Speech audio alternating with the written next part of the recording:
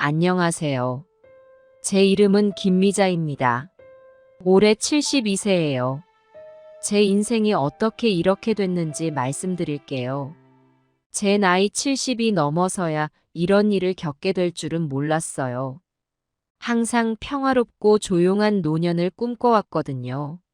아침에 일어나 가볍게 공원을 산책하고 오후엔 친구들과 차 한잔하며 수다 떨고 저녁엔 좋아하는 드라마 보는 그런 생활 말이에요. 실제로 얼마 전까지만 해도 그렇게 살고 있었어요.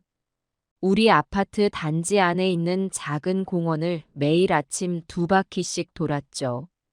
그러다 보면 또래 할머니들을 만나요. 미자야, 오늘도 일찍 나왔네. 어이구, 김 여사 오늘은 왜 이리 늦었어? 이런 인사를 주고받으며 하루를 시작했죠. 첫째 딸 수진이는 시집 가서 멀리 살아요.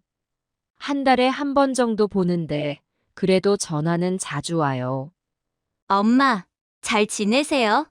건강은 어떠세요? 항상 걱정 많이 하는 우리 딸이에요. 둘째 아들 수혁이네 가족은 30분 거리에 살아요. 주말마다는 아니어도 한 달에 2번은 꼭 찾아와요. 손주들 보면 얼마나 기쁜지 몰라요.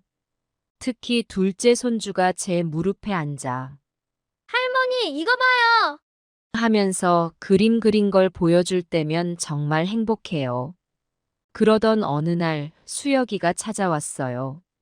평소와 다른 분위기더라고요. 눈치를 보는 듯한 표정이었죠.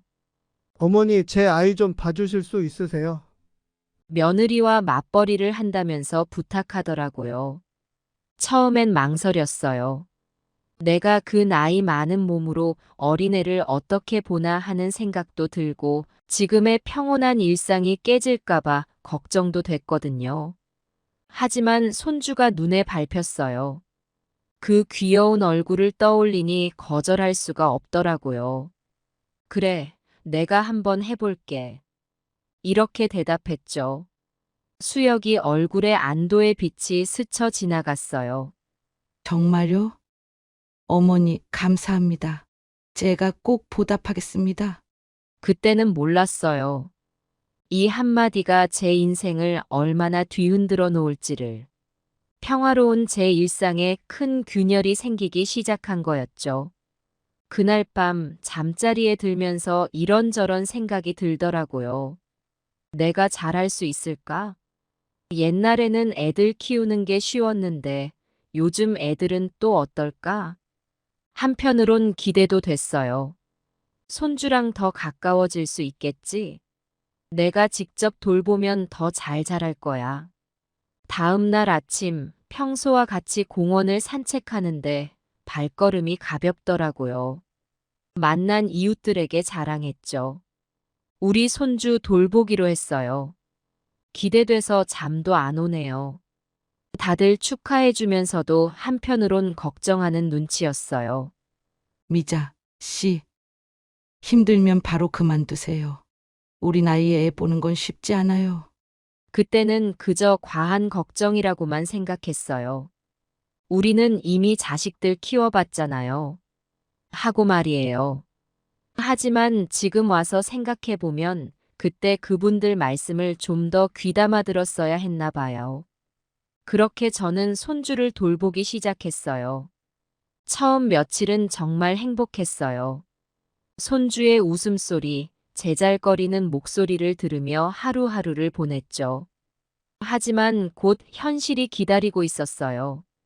제 생각보다 훨씬 더 힘든 일이 눈앞에 있었던 거예요. 손주를 돌보기 시작한 지 일주일쯤 지났을 때였어요. 그날 아침도 여느 때와 다름없이 일찍 일어났죠. 창밖으로 보이는 흐린 하늘을 보며 오늘은 집에서 조용히 보내야겠다고 생각했어요. 하지만 세상 일이 뜻대로 되는 법은 없나 봐요. 아침 식사를 준비하고 있는데 손주가 잠에서 깨어났어요. 평소와 달리 아침부터 보채기 시작하더라고요. 할머니, 놀이터 가고 싶어요.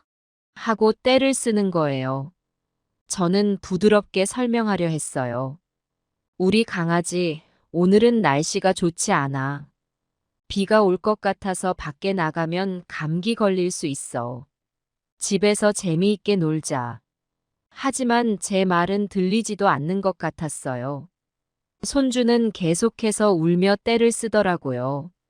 심지어 바닥에 드러눕더니 발버둥을 치는 거예요. 그 모습을 보니 어찌나 난감하던지. 아이고, 우리 강아지. 그렇게 하면 안 돼. 할머니 말씀 들어야지. 달래봤지만 소용없었어요. 손주의 울음소리가 점점 커져갔어요. 이대로 가다간 이웃들에게 민폐가 될 것 같았죠. 한숨을 깊게 내쉬며 결심했어요. 에이, 어쩔 수 없지. 조금만 다녀오자. 알았어, 알았어. 놀이터에 가자. 하지만 조금만 있다 와야 해, 알겠지? 손주의 얼굴에 환한 미소가 번졌어요. 그 모습을 보니 조금 전에 짜증은 눈 녹듯 사라지더라고요. 하지만 동시에 걱정도 됐어요. 이렇게 떼를 쓸 때마다 들어주면 안 되는데. 우산을 챙기고 두꺼운 옷을 입혔어요. 밖으로 나서는 순간 찬 바람이 얼굴을 때리더라고요. 이 추운 날 어쩌다 밖에 나오게 됐나 싶었죠. 놀이터에 도착하자 손주는 신나게 뛰어다녔어요. 추운 날씨에도 아랑곳하지 않고 미끄럼틀도 타고 그네도 타며 놀았죠. 할머니, 나 미끄럼틀 태워주세요. 할머니, 그네 밀어주세요. 손주의 요구에 이리저리 뛰어다니다 보니 어느새 제 관절이 쑤시기 시작했어요. 평소에도 가끔 아팠지만 이렇게 추운 날씨에 무리하니 통증이 더 심해지는 것 같았어요. 우리 강아지, 이제 그만 들어가자. 할머니가 좀 춥네. 하지만 손주는 제 말을 들을 생각이 없어 보였어요. 계속해서 놀이기구를 옮겨다니며 놀았죠. 시간 가는 줄 모르고 놀다 보니 어느새 2시간이 넘게 지났더라고요. 집에 돌아왔을 때는 제 다리가 후들거렸어요. 평소 같았으면 30분 걸어도 괜찮았을 텐데 오늘은 왜 이리 힘든지. 나이 들면 정말 체력이 달라지는구나 싶었어요. 하지만 손주는 여전히 에너지가 넘쳤죠. 집에 들어오자마자 장난감을 바닥에 쏟아부었어요. 할머니, 같이 놀아요. 피곤한 몸을 이끌고 손주와 놀아주려 했지만 솔직히 힘들더라고요. 그래도 손주의 해맑은 웃음을 보니 조금은 힘이 나는 것 같았어요. 어느새 점심시간이 다가왔어요. 손주가 좋아하는 반찬을 준비했죠. 평소에 잘 먹던 음식들이에요. 하지만 오늘은 뭔가 달랐어요. 갑자기 이거 싫어요. 하며 밥그릇을 밀어내더라고요. 순식간에 음식이 바닥에 쏟아졌어요. 아이고, 이러면 안 되지.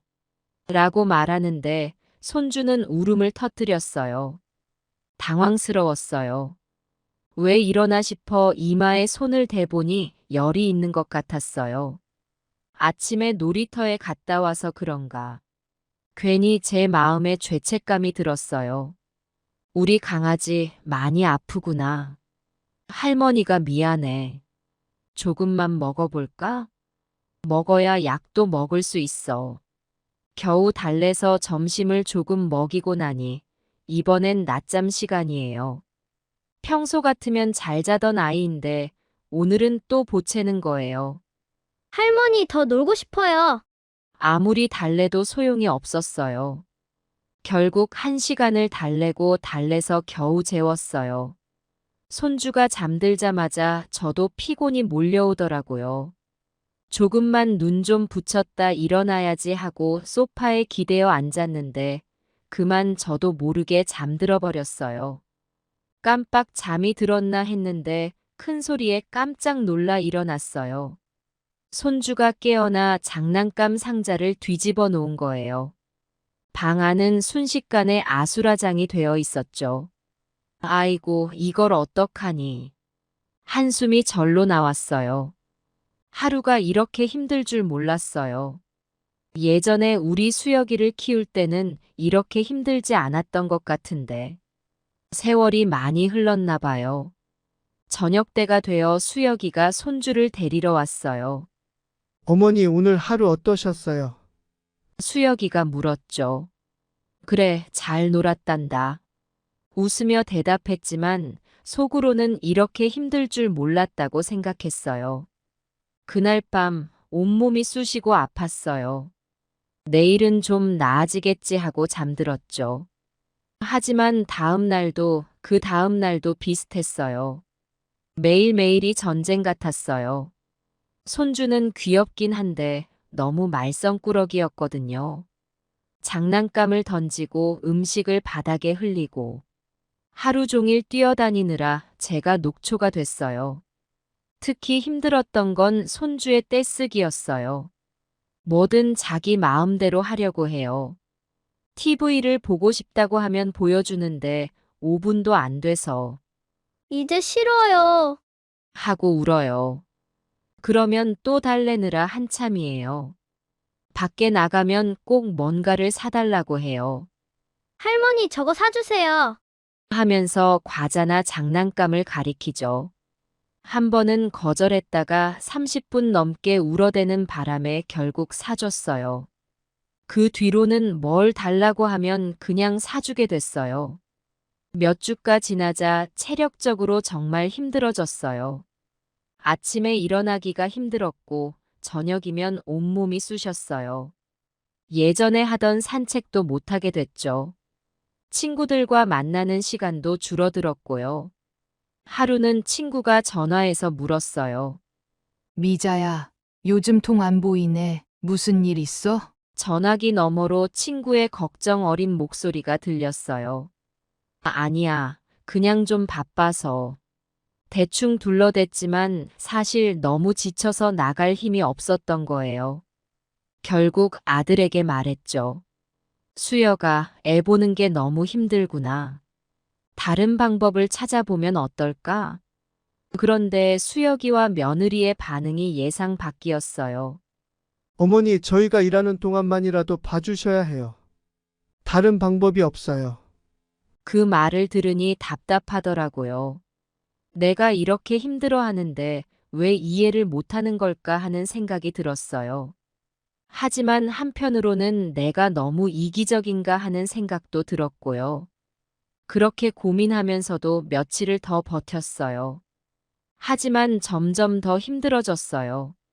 밤에 잠도 제대로 못 자고 낮에는 온통 손주 돌보기에 정신이 없었죠. 제 삶은 온데간데 없이 사라져 버렸어요. 그러던 어느 날 손주가 또 떼를 쓰다가 제 안경을 떨어뜨려 깨뜨렸어요. 그 순간 왠지 모르게 눈물이 났어요. 이렇게는 더 이상 못 살겠다는 생각이 들더라고요. 그날 저녁 수혁이에게 다시 말했어요.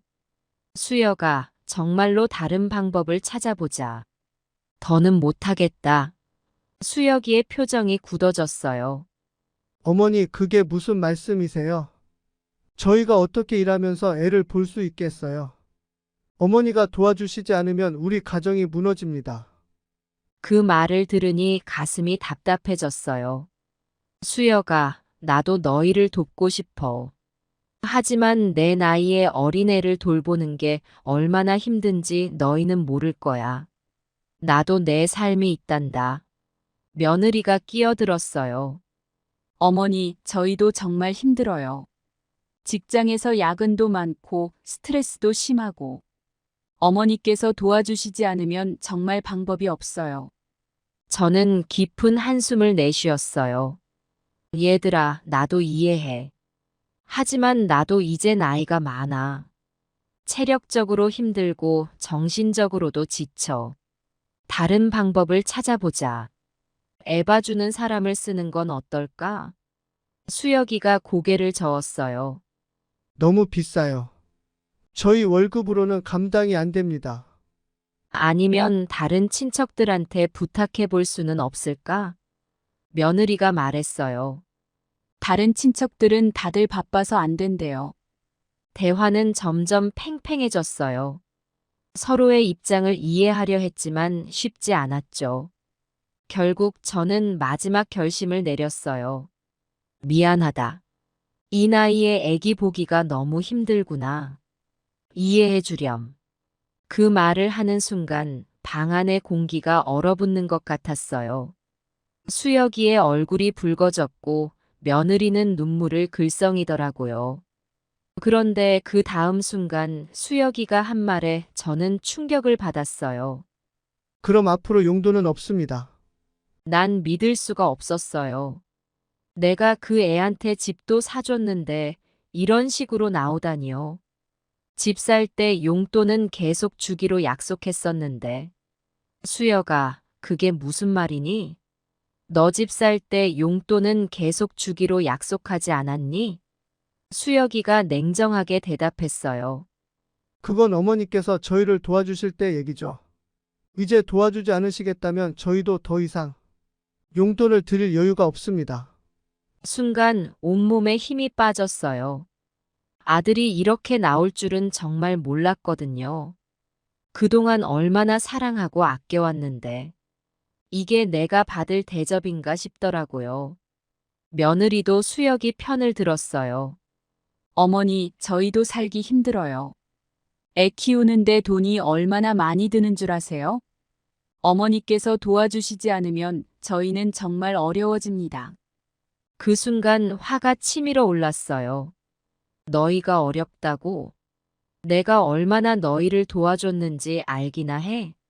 집도 사주고 결혼할 때 얼마나 많은 돈을 썼는지. 그런데 이제 와서 나보고 너희 애 안 봐준다고 용돈을 끊어. 이게 말이 되니? 수혁이가 자리에서 벌떡 일어났어요. 어머니, 그때는 그때고 지금은 지금이에요. 저희도 살기 힘들다니까요. 어머니는 이제 편하게 사시잖아요. 그런데 저희 좀 도와달라는 게 그렇게 큰 잘못인가요? 말다툼은 점점 격해졌어요. 서로 목소리를 높이고 감정적인 말들이 오갔죠. 평생 단 한 번도 이렇게 싸운 적이 없었는데. 결국 수혁이 부부는 화를 내며 집을 나갔어요. 어머니가 그렇게 나오시면 우리도 어쩔 수 없습니다. 앞으로 연락하지 마세요. 문이 쾅 하고 닫히는 소리에 온 집안이 울렸어요. 그 소리가 마치 우리 가족이 깨어지는 소리 같았어요. 혼자 남은 저는 한동안 멍하니 앉아 있었어요. 눈물이 나려는 걸 겨우 참았죠. 내가 뭘 그렇게 잘못했다고 이런 일이 생기는 걸까? 그날 밤 잠을 이루지 못했어요. 머릿속에서 아들과 나눈 말다툼이 계속 맴돌았죠. 한편으로는 내가 너무 고집을 부린 건 아닐까 하는 생각도 들었어요. 하지만 다른 한편으로는 내 노후를 완전히 포기하고 손주 돌보는 데만 전념하라는 건 너무한 거 아닌가 하는 생각도 들었고요. 다음 날 아침 눈을 떴을 때 문득 깨달았어요. 이제 더 이상 손주를 돌볼 필요가 없다는 걸요. 처음에는 홀가분한 기분이 들었어요. 하지만 곧 그 자리를 외로움이 채웠죠. 며칠이 지났어요. 수혁이네에서 아무 연락도 없었죠. 전화를 걸어볼까 했지만 자존심이 허락하지 않았어요. 내가 뭘 잘못했다고 먼저 연락해야 하나 하는 생각이 들더라고요. 하루는 시장에 갔다가 수혁이네 집 근처를 지나게 됐어요. 손주가 보고 싶어 잠시 서성거렸죠. 그때 마침 수혁이 부부가 손주를 데리고 나오는 걸 봤어요.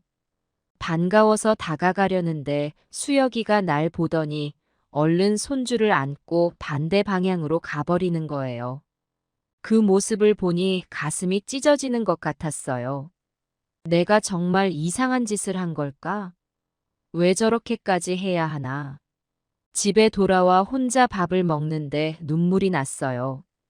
텔레비전에서는 화목한 가족이 나오는 광고가 하고 있더라고요.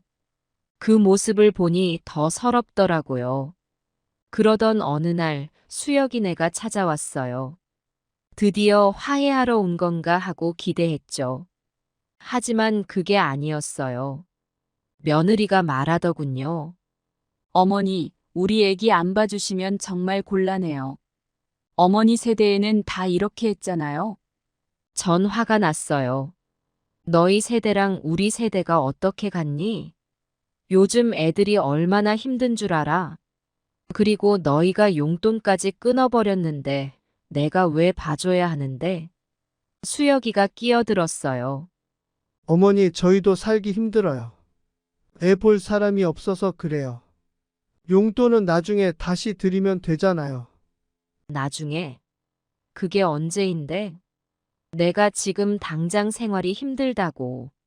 며느리가 한숨을 쉬더니 말했어요. 어머니, 저희가 어떻게 하면 되나요? 직장을 그만둬야 하나요? 아니면 애를 어디 보내야 하나요? 그럼 저희 살림이 더 어려워질 텐데. 저도 모르게 목소리가 높아졌어요. 그럼 나보고 어쩌라고? 내 노후를 완전히 포기하고 너희 애만 보라고? 나도 내 삶이 있다고. 수혁이가 냉정하게 말했어요. 어머니, 저희도 어머니 삶 존중해 드리고 싶어요. 하지만 지금 저희에겐 어머니의 도움이 절실해요. 며느리가 울먹이며 말했어요. 어머니, 저희도 정말 힘들어요. 직장에서 스트레스 받고 집에 와서는 애 돌보느라 정신없어요. 그 순간 저도 모르게 눈물이 났어요. 나도 안다. 너희가 힘든 거. 하지만 나도 정말 힘들단다. 몸도 아프고 정신적으로도 지치고. 애가 어지간해야 말이지. 방 안의 공기가 무거워졌어요. 서로를 이해하려 노력했지만 쉽지 않았죠. 결국 수혁이가 말했어요. 어머니, 우리 타협점을 찾아보면 어떨까요? 어머니께서 일주일에 며칠만 봐주시면 안 될까요? 그리고 저희가 용돈도 다시 드리겠습니다. 잠시 고민했어요. 한편으로는 받아들이고 싶었지만 다른 한편으로는 이게 과연 옳은 결정일까 하는 의문이 들더라고요. 수혁아, 며느리야. 나도 생각해 볼게. 하지만 지금 당장은 대답하기 어려워. 시간을 좀 줄 수 있니? 두 사람은 실망한 표정을 지었지만 동의했어요. 알겠습니다, 어머니. 천천히 생각해 보세요. 그렇게 수혁이네는 돌아갔고 저는 또다시 혼자 남았어요. 머릿속이 복잡했죠. 이게 과연 옳은 걸까? 내가 너무 이기적인 걸까? 아니면 당연한 요구를 하고 있는 걸까? 그날 밤 잠을 이루지 못하고 뒤척이다 결심했어요. 다른 사람들의 의견도 들어봐야겠다. 다음 날 아침 일찍 일어나 오랜만에 공원으로 나갔어요. 공원에 도착하니 오랜만에 만난 친구들이 반갑게 맞아주더라고요. 미자야, 오랜만이구나. 요즘 어떻게 지내? 저는 한숨을 쉬며 대답했어요. 말도 마. 요즘 집안일로 골치가 아파. 친구들이 걱정스러운 표정으로 물었어요. 무슨 일인데? 혹시 우리가 도와줄 일 있니? 그래서 저는 지금까지 있었던 일들을 모두 이야기했어요. 손주를 돌보게 된 일부터 시작해서 힘들어서 그만두겠다고 했더니 아들이 용돈을 끊어버린 일까지요. 친구들의 반응은 제각각이었어요. 영숙이가 말했어요. 아이고, 그 정도면 너무하네. 자식 놈들이 어떻게 그럴 수가 있어? 너가 집도 사줬다면서? 정희는 다른 의견이었어요. 하지만 미자야, 요즘 젊은 사람들 사는 게 얼마나 힘든지 알잖아. 너가 좀 도와주는 게 어떨까? 순자는 중립적인 입장이었어요. 둘 다 입장이 이해가 되네. 하지만 미자야, 너의 건강이 제일 중요해. 너무 무리하지 마. 친구들의 의견을 들으니 더 혼란스러워졌어요. 누구 말이 맞는 걸까? 내가 너무 이기적인 걸까? 아니면 당연한 요구를 하고 있는 걸까? 집으로 돌아오는 길에 마음이 복잡했어요. 그때 갑자기 수혁이에게서 전화가 왔어요. 어머니, 결정하셨어요. 저희가 어제 말씀드린 제안에 대해서요. 순간 화가 치밀어 올랐어요. 아직 하루도 지나지 않았는데 벌써 재촉하다니. 수여가 어제 시간을 달라고 했잖니. 하루 만에 어떻게 결정을 해? 수여기의 목소리가 높아졌어요. 어머니, 저희는 당장 내일부터라도 누군가 애를 봐줘야 해요. 어머니께서 안 해주시면 저희는 정말 곤란해집니다. 그 순간 참았던 감정이 폭발했어요. 이 망할 녀석들아. 내가 너희한테 집도 사주고 그동안 얼마나 도와줬는데. 이따위로 나오는 거야? 애 안 본다고 용돈을 끊어. 그럼 너희 집 팔아서 돈 내놔. 수여기의 목소리가 전화기 너머로 떨리며 들려왔어요. 어머니, 그게 무슨 말씀이세요? 저희가 얼마나 효도하려고 노력했는데요. 효도? 그게 효도야? 늙은이를 노예처럼 부리는 게 효도야?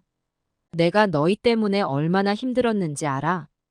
매일 아침부터 저녁까지 애 보느라. 내 인생은 어디 갔는지도 모르겠다고. 며느리가 끼어들었어요. 어머니, 왜 이러세요? 우리가 얼마나 감사해하고 있는데요. 어머니께서 도와주시지 않으면 저희는 정말 어떻게 해야 할지 모르겠어요. 감사. 그래, 입으로는 감사하다고 하지. 하지만 행동은 내가 조금만 쉬겠다고 하면 눈치 주고 용돈까지 끊어버리고. 이게 말이 되는 일이야? 수여기가 다시 말을 이었어요. 어머니, 저희도 정말 힘들어요. 직장에서 스트레스 받고 집에 와서는 육아에 집안일까지. 어머니의 도움이 절실해요. 용돈 문제는 저희가 잘못했어요. 다시 드리겠습니다. 이제 와서 그런 말이 나와. 너희가 얼마나 이기적인 줄 알아? 내 인생은 생각해 본 적 있어? 나도 친구들 만나고 싶고 여행도 가고 싶고 내 시간을 갖고 싶다고. 며느리가 흐느끼는 소리가 들렸어요. 어머니, 정말 죄송해요. 저희가 너무 이기적이었어요. 어떻게 하면 용서받을 수 있을까요? 순간 제 마음에도 복잡한 감정이 일었어요. 화가 나면서도 한편으로는 애처로웠죠. 하지만 이미 터진 감정을 주체할 수 없었어요. 용서. 지금 와서 용서를 바래. 너희가 내 마음을 얼마나 아프게 했는지 알아? 내가 평생 너희를 위해 살았는데 이제 와서 이런 취급을 받아야 한다니. 수여기의 목소리가 떨렸어요. 어머니, 제발 우리 만나서 이야기 좀 해요. 이렇게 전화로 하는 건 좋지 않아요. 만나서 뭘 어쩌겠다고. 너희 마음대로 날 부려먹으려고. 이제 그만두자. 나는 더 이상 너희 애 안 봐. 너희 알아서 해결해. 전화를 끊으려는 찰나 며느리의 울부짖는 소리가 들렸어요. 어머니, 제발요. 우리 가족 깨지게 하지 말아요. 그 말에 잠시 멈칫했지만 이내 전화를 끊어버렸어요. 방 안에 혼자 남겨진 저는 한동안 멍하니 앉아 있었어요. 눈물이 볼을 타고 흘러내렸죠. 내가 잘한 걸까? 너무 심했나 하는 생각과 아니야, 당연히 화낼 만해 라는 생각이 교차했어요. 그때 옆집 이웃이 문을 두들렸어요. 김 여사, 괜찮으세요? 소리가 너무 커서. 그제야 정신이 들더라고요. 내가 이렇게 큰 소리로 고함을 지르고 있었다니. 창피하기도 하고 한편으로는 더 서러워졌어요. 네, 괜찮아요. 죄송해요, 소란 피워서. 이웃의 걱정 어린 목소리가 들렸어요. 힘든 일 있으세요? 제가 들어볼까요? 순간 모든 것을 다 털어놓고 싶은 마음이 들었지만 가족 일을 남에게 말하기가 쑥스러워 참았어요. 아니에요. 그냥 가족이랑 좀 다퉜어요. 곧 해결될 거예요. 이웃이 떠난 후 저는 소파에 쓰러지듯 앉았어요. 온몸에 힘이 빠졌죠.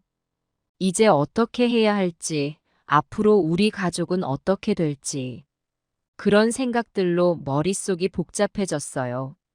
그날 밤 잠을 이루지 못하고 뒤척였어요. 머릿속에서는 수혁이와 나눈 말다툼이 계속 맴돌았죠. 한편으로는 내가 너무 심했나 하는 후회도 들었지만 다른 한편으로는 여전히 화가 났어요. 아침이 되자 몸이 천근만근 무거웠어요. 평소처럼 일어나 아침 산책을 가려고 했지만 발걸음이 떨어지지 않았죠. 그냥 집에 머물며 텔레비전을 보고 있었어요. 점심때쯤 수혁이에게서 문자가 왔어요. 어머니 정말 죄송합니다. 우리 다시 만나서 이야기 나눌 수 있을까요? 한숨이 나왔어요. 만나고 싶은 마음도 있었지만 한편으로는 또다시 상처받을까봐 두려웠죠. 한참을 고민하다 답장을 보냈어요. 지금은 만날 기분이 안 돼. 시간이 좀 필요해. 그 후로 며칠 동안 집에만 있었어요. 친구들이 전화를 해도 받지 않았죠. 그저 혼자 있으면서 지난 일들을 되새겼어요. 어느 날 문득 옛날 앨범을 꺼내보게 됐어요. 수혁이가 어렸을 때 찍은 사진들이 가득했죠. 첫 돌 사진, 유치원 졸업식 사진, 중학교 입학식 사진, 그 모습들을 보니 가슴이 아려왔어요. 세월이 참 빠르구나 한숨이 절로 나왔어요. 그러다 문득 제 어머니 생각이 났어요. 저도 젊었을 때 아이를 키우느라 정신없을 때가 있었죠. 그때 어머니가 얼마나 큰 도움을 주셨는지. 그때는 당연하게 여겼던 일들이 이제 와서 보니 얼마나 큰 희생이었는지 깨달았어요. 어머니께 더 잘해드리지 못한 것이 후회되더라고요. 내가 너무 이기적이었나 하는 생각이 들었어요. 하지만 곧바로 다른 생각이 들었죠. 아니야, 나도 내 삶을 살 권리가 있어. 그런데 왜 이렇게 죄책감이 드는 걸까? 며칠 동안 이런 생각들로 머릿속이 복잡했어요. 잠도 잘 오지 않고 밥도 잘 먹히지 않았죠. 그러던 어느 날 오랜만에 밖으로 나갔어요. 단골 미용실에 가서 머리를 손질하려고요.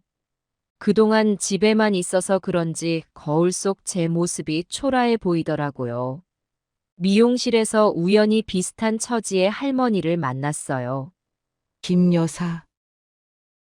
요즘 얼굴색이 안 좋아 보이네요. 무슨 일 있으세요? 그 할머니가 물었어요. 저도 모르게 그동안의 일들을 털어놓게 되더라고요. 손주 돌보는 문제로 시작된 갈등, 용돈 문제, 가족 간의 균열, 모든 걸 이야기했죠. 그 할머니가 고개를 끄덕이며 말씀하셨어요. 저도 비슷한 경험이 있어요.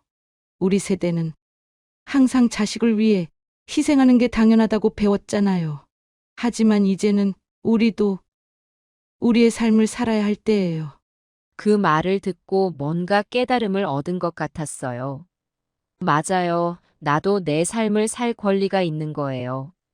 하지만 그렇다고 해서 가족을 완전히 외면할 순 없겠죠. 그럼 어떻게 해야 할까요? 할머니가 미소 지으며 대답하셨어요. 균형이에요, 김 여사. 가족을 돕되 자신의 삶도 포기하지 않는 거예요. 그리고 무엇보다 솔직하게 대화를 나누는 게 중요해요. 그 말을 듣고 집으로 돌아오는 길에 많은 생각이 들었어요. 그동안 나는 과연 솔직하게 내 마음을 전달했던가? 아니면 그저 참거나 폭발하기만 했던 건 아닐까? 집에 도착해서 거울을 보니 제 얼굴에 주름이 깊게 패여 있더라고요. 그동안 얼마나 스트레스를 받았으면 이렇게 됐을까? 그날 밤 오랜만에 일기를 썼어요. 오늘 나는 깨달았다. 나도 내 삶을 살 권리가 있다는 것을. 하지만 동시에 가족의 소중함도 잊지 말아야 한다는 것을. 이제부터는 솔직하게 내 마음을 전하고 가족들의 마음도 이해하려 노력해야겠다. 그리고 무엇보다 나 자신을 사랑하는 법을 배워야겠다. 일기를 쓰고 나니 마음이 한결 가벼워졌어요. 내일은 수혁이에게 전화해서 진심으로 대화를 나눠볼 생각이에요. 이제는 더 이상 도망치지 않고 문제를 정면으로 마주하려고 해요. 다음 날 아침 마음을 가다듬고 수혁이에게 전화를 걸었어요. 수혁아, 내가 너무 흥분해서 미안하구나. 우리 만나서 차분히 이야기 좀 할까? 수혁이도 그때의 일을 후회했는지 조용히 대답했어요. 네, 어머니. 저도 죄송합니다. 만나서 이야기 나눠요. 그렇게 우리는 다시 만나기로 약속했어요. 이번에는 꼭 좋은 해결책을 찾아야겠다고 다짐했죠.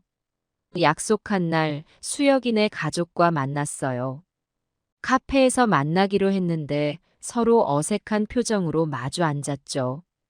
어머니 먼저 사과드립니다. 제가 너무 성급하게 굴었어요. 수혁이가 먼저 입을 열었어요. 나도 미안하다, 얘들아. 내가 너무 감정적으로 대응했구나. 저도 사과했어요. 며느리도 조심스럽게 말을 꺼냈어요. 어머니, 저희도 많이 반성했어요. 어머니 입장을 전혀 생각하지 않고 우리 편의만 생각했네요. 그렇게 서로 사과를 하고 나니 분위기가 조금 누그러졌어요. 하지만 여전히 해결해야 할 문제가 남아 있었죠. 그래서 우리 어떻게 하면 좋을까요? 수혁이가 조심스럽게 물었어요. 저는 깊은 숨을 내쉬고 말했어요. 솔직히 말하면 나는 여전히 손주를 매일 돌보는 건 힘들어. 하지만 너희의 어려움도 이해해. 우리 중간 지점을 찾아보자. 며느리가 눈을 반짝이며 말했어요. 어머니, 혹시 일주일에 2, 3일 정도만 봐주실 수 있으세요? 나머지는 저희가 어떻게든 해볼게요. 잠시 고민했어요. 일주일에 2, 3일이라. 그 정도면 할 수 있을 것 같았어요. 그래, 그 정도면 할 수 있을 것 같구나. 하지만 한 가지 조건이 있어. 수혁이가 긴장한 표정으로 물었어요. 네, 어머니. 무슨 조건인가요? 용돈을 다시 주렴. 그리고 앞으로 이런 식으로 일방적으로 결정하지 마. 우리 가족이잖아. 서로 의견을 존중하면서 결정하자. 수혁이와 며느리는 서로 눈빛을 교환하더니 고개를 끄덕였어요. 네, 어머니. 약속드리겠습니다. 그렇게 우리는 합의점을 찾았어요. 하지만 왠지 모르게 찝찝한 기분이 들더라고요. 이게 정말 최선의 선택일까? 앞으로 정말 잘 지켜질까? 그 후로 한동안은 평화로웠어요. 약속대로 일주일에 2, 3일 손주를 봐주고 나머지 날은 제 시간을 가졌죠. 용돈도 다시 받기 시작했고요. 하지만 시간이 지날수록 점점 문제가 생기기 시작했어요. 수혁이네에서 점점 더 자주 부탁하는 일이 늘어났거든요. 어머니 오늘만 하루 더 봐주세요.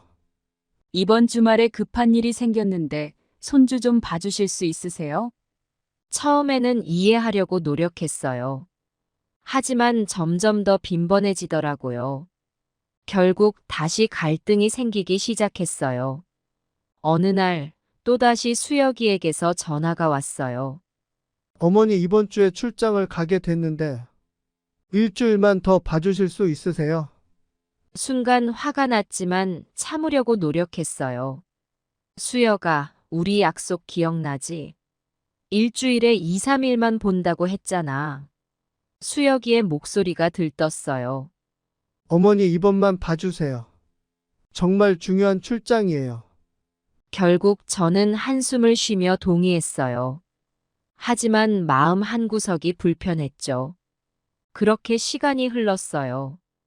표면적으로는 평화로워 보였지만 사실 우리 가족 사이에는 균열이 생기고 있었어요. 서로를 완전히 신뢰하지 못하는 상태였죠. 명절이 다가왔을 때 수혁이네에서 연락이 왔어요. 어머니 이번 명절에는 저희가 시골에 내려갈 거예요. 어머니는 편히 쉬세요. 순간 가슴이 철렁 내려앉았어요. 전에는 항상 함께 보냈는데 이제는 나를 가족에서 제외시키는 건가? 그날 밤 혼자 TV를 보는데 많이 속상했어요. 이렇게 우리 가족이 멀어질 줄은 몰랐어요. 내가 잘못한 걸까 하는 생각이 자꾸 들더라고요. 하지만 한편으로는 나도 내 삶을 살 권리가 있다는 생각도 들었고요. 그렇게 우리 가족 사이의 균열은 점점 더 깊어져 갔어요. 서로 얼굴을 마주하고 있지만 마음은 점점 더 멀어져 가는 것 같았죠. 그렇게 시간이 흘러갔어요. 표면적으로는 평화로워 보였지만 마음속 깊은 곳에서는 불편함이 자리 잡고 있었죠. 어느 날 일요일 오후, 저는 수혁이에게 전화를 걸었어요. 수혁아, 우리 잠깐 만나서 이야기 좀 할 수 있을까? 제 목소리에서 긴장감이 느껴졌나 봐요. 수혁이가 걱정스러운 목소리로 대답했죠. 네, 어머니. 무슨 일 있으세요? 우리는 집 근처 공원에서 만나기로 했어요. 벚꽃이 만발한 공원 벤치에 앉아 잠시 침묵을 지켰죠. 마음속 이야기를 어떻게 꺼내야 할지 고민하고 있었거든요. 제가 먼저 입을 열었어요. 수혁아, 우리 그동안 잘 지내왔지? 수혁이가 고개를 끄덕였어요. 네, 어머니. 어머니 덕분에 저희가 많이 편했죠.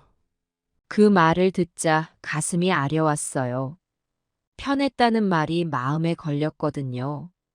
그래, 나도 너희를 도울 수 있어서 좋았어.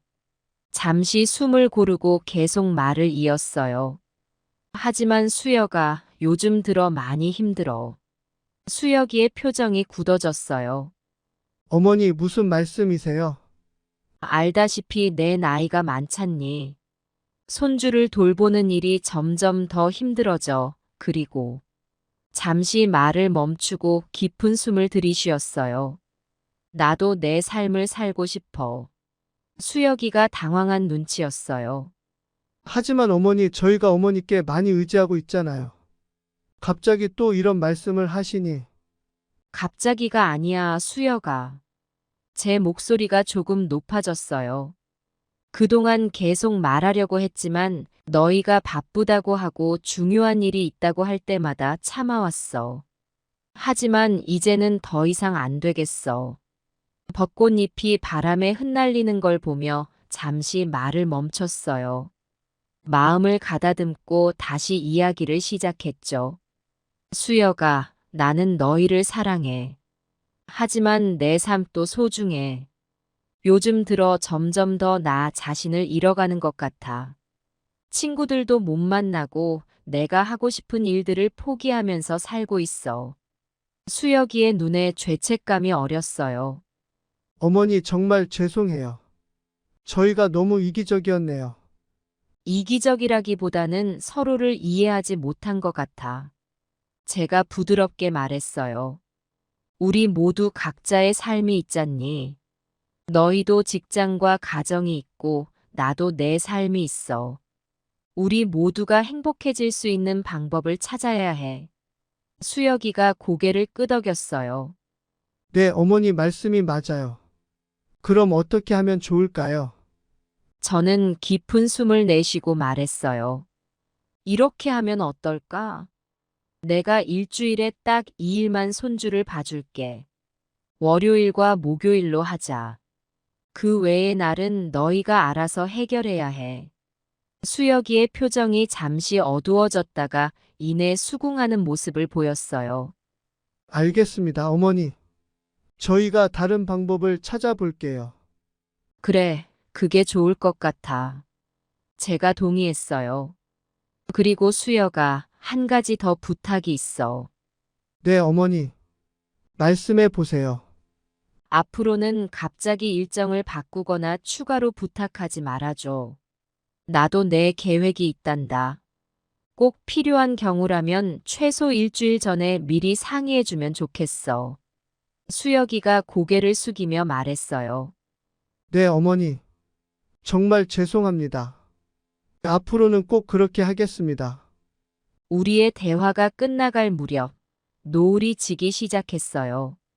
붉은 빛이 공원을 물들이는 걸 보며 왠지 모를 희망이 샘솟는 것 같았죠.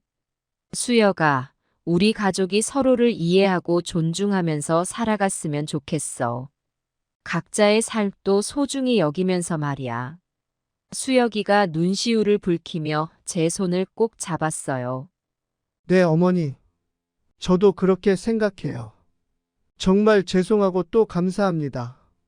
집으로 돌아오는 길 가벼운 발걸음으로 걸으며 생각했어요. 이제 새로운 시작이구나. 우리 가족 모두가 행복해질 수 있는 길을 찾은 것 같아. 그날 밤 일기를 쓰며 다짐했어요. 오늘부터 나의 새로운 인생이 시작된다. 가족을 사랑하면서도 나 자신을 소중히 여기는 삶. 그것이 진정한 행복의 비결일 거야. 잠자리에 들며 미소 지었어요. 내일은 또 어떤 새로운 날이 될지 기대가 되더라고요. 이제 제 인생의 새로운 장이 시작되는 것 같았습니다. 그날 이후로 우리 가족의 관계가 조금씩 변하기 시작했어요. 약속대로 저는 일주일에 2번 손주를 봐주기 시작했어요. 하지만 이번에는 달랐어요. 그 시간을 정말 소중하게 여기게 된 거예요. 손주와 함께 공원에 가서 놀기도 하고, 동화책을 읽어주기도 하고, 때로는 그냥 이야기를 나누며 시간을 보냈죠. 수혁이와 며느리도 변했어요. 더 이상 무리한 요구를 하지 않았고, 제 시간을 존중해 주었죠. 가끔 제가 피곤해 보이면, 어머니, 오늘은 쉬세요. 저희가 알아서 할게요. 라고 말하기도 했어요. 용돈 문제도 해결됐어요. 하지만 이제는 그 돈이 단순한 용돈이 아니라 제 노력에 대한 정당한 대가라고 느껴졌어요. 무엇보다 가장 큰 변화는 우리 가족의 대화 방식이었어요. 큰 결정을 할 때마다 함께 모여 의견을 나누었죠. 때로는 의견 차이로 다투기도 했지만 서로를 이해하려 노력했어요. 어느 날 수혁이가 저에게 물었어요. 어머니 요즘 어떠세요? 너무 힘들진 않으세요? 그 말을 듣고 웃음이 났어요. 아니야, 오히려 행복해. 이제는 내 삶도 살면서 너희를 도울 수 있어서 좋아. 며느리도 미소 지으며 말했어요. 어머니 덕분에 저희가 많이 배웠어요. 가족의 의미를 다시 한번 생각하게 됐죠. 그렇게 우리 가족은 조금씩 화해의 길을 걷고 있어요. 완벽하진 않지만 서로를 이해하려 노력하고 있죠. 이 경험을 통해 깨달았어요. 가족 간의 소통과 이해가 얼마나 중요한지, 그리고 각자의 삶과 노후를 존중하는 게 얼마나 필요한지 말이에요. 서로의 마음을 열고 진심으로 소통하는 것. 그것이 가족의 행복을 지키는 열쇠라는 걸 알게 됐죠. 수혁이와의 대화 이후 우리 가족은 정기적으로 가족 회의를 갖기로 했어요. 한 달에 한 번 모두가 모여 서로의 근황을 나누고 고민을 털어놓는 시간을 가졌죠. 처음에는 어색하고 서툴렀지만 점차 편안하게 대화를 나눌 수 있게 됐어요. 어머니 요즘 어떠세요? 수혁이가 물었어요. 글쎄다, 요즘 시작한 뜨개질 모임이 재미있더라. 새로운 친구들도 사귀고 손주들 선물도 만들고. 제가 웃으며 대답했죠. 며느리도 말을 이었어요. 어머니, 저희도 요즘 육아에 대해 많이 배우고 있어요. 어린이집 선생님께 조언도 받고 육아책도 읽고 있죠. 이렇게 서로의 일상을 나누다 보면 작은 오해들이 풀리곤 했어요. 예전에는 말하지 못했던 속마음도 조금씩 털어놓게 됐고요. 한 번은 제가 말했어요. 사실 나는 가끔 외로워. 너희가 바쁘다는 걸 알지만 가끔은 손주 외적인 전화 한 통이 그리워. 그 말에 수혁이와 며느리가 미안해하며 고개를 숙였어요. 하지만 저는 계속해서 말했죠. 하지만 그건 내 욕심일 수도 있어. 너희도 너희 삶이 있으니까. 다만 서로 조금씩 배려하면 좋겠어. 이런 솔직한 대화를 통해 우리는 서로를 더 이해하게 됐어요. 수혁이는 주말마다 짧게라도 전화를 하기 시작했고, 저는 그들의 바쁜 일정을 이해하려 노력했죠. 가족회의는 단순히 대화의 장소가 아니라 서로의 마음을 확인하는 시간이 됐어요. 때로는 의견 충돌도 있었지만 그때마다 우리는 서로의 입장을 이해하려 노력했죠. 어머니, 제 의견만 고집해서 죄송해요. 수혁이가 말했어요. 아니야, 나도 너희 입장을 이해하지 못했어. 제가 대답했죠. 이렇게 서로 사과하고 화해하는 과정을 통해 우리 가족은 더욱 단단해졌어요. 대화를 통해 우리는 각자의 삶을 존중하면서도 가족으로서의 유대감을 잃지 않는 방법을 찾아갔어요. 손주를 돌보는 날에는 온전히 손주와의 시간을 즐기고 그 외의 날에는 제 삶을 살아가는 법을 배웠죠. 이제 우리 가족은 서로의 말에 귀 기울이고 작은 변화도 놓치지 않으려 노력해요. 가족 간의 소통이 얼마나 중요한지, 그리고 그 소통을 통해 얼마나 큰 행복을 얻을 수 있는지 깨달았거든요. 이 경험을 통해 저는 가족 간의 대화가 단순히 말을 주고받는 것이 아니라 서로의 마음을 이해하고 존중하는 과정이라는 걸 배웠어요.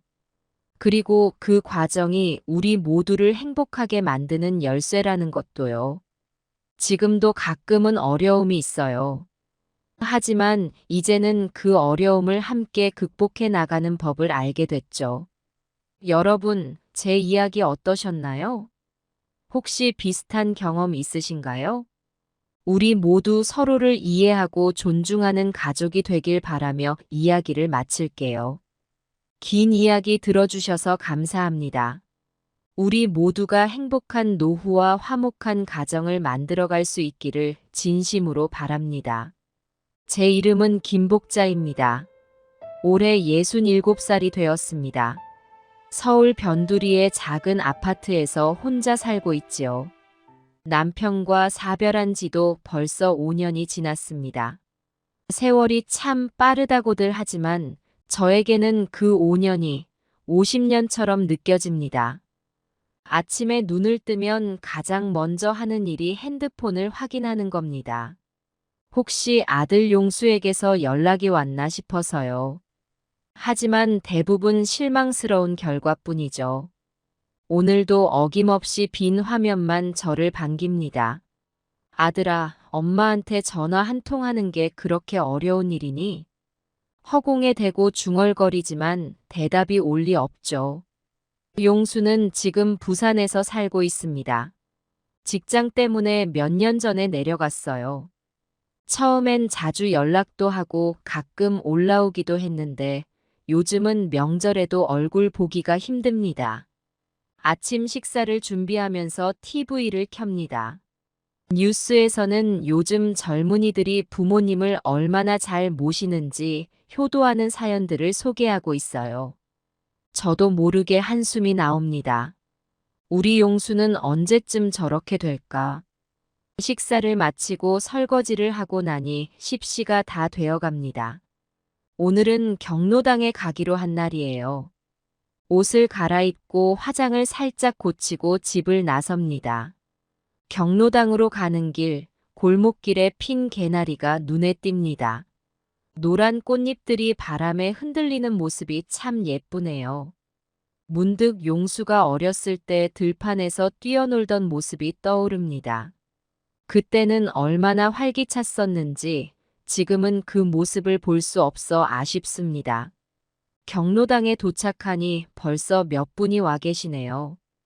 오랜만에 만난 친구들과 반갑게 인사를 나눕니다. 복자야, 오랜만이다. 요즘 어떻게 지내니? 박순자 씨가 반갑게 물어봅니다. 순자 씨는 제 또래인데 아들, 며느리와 함께 살고 있어요. 그냥 그렇지 뭐. 날마다 똑같아. 제 대답에 순자 씨가 걱정스러운 표정을 짓습니다.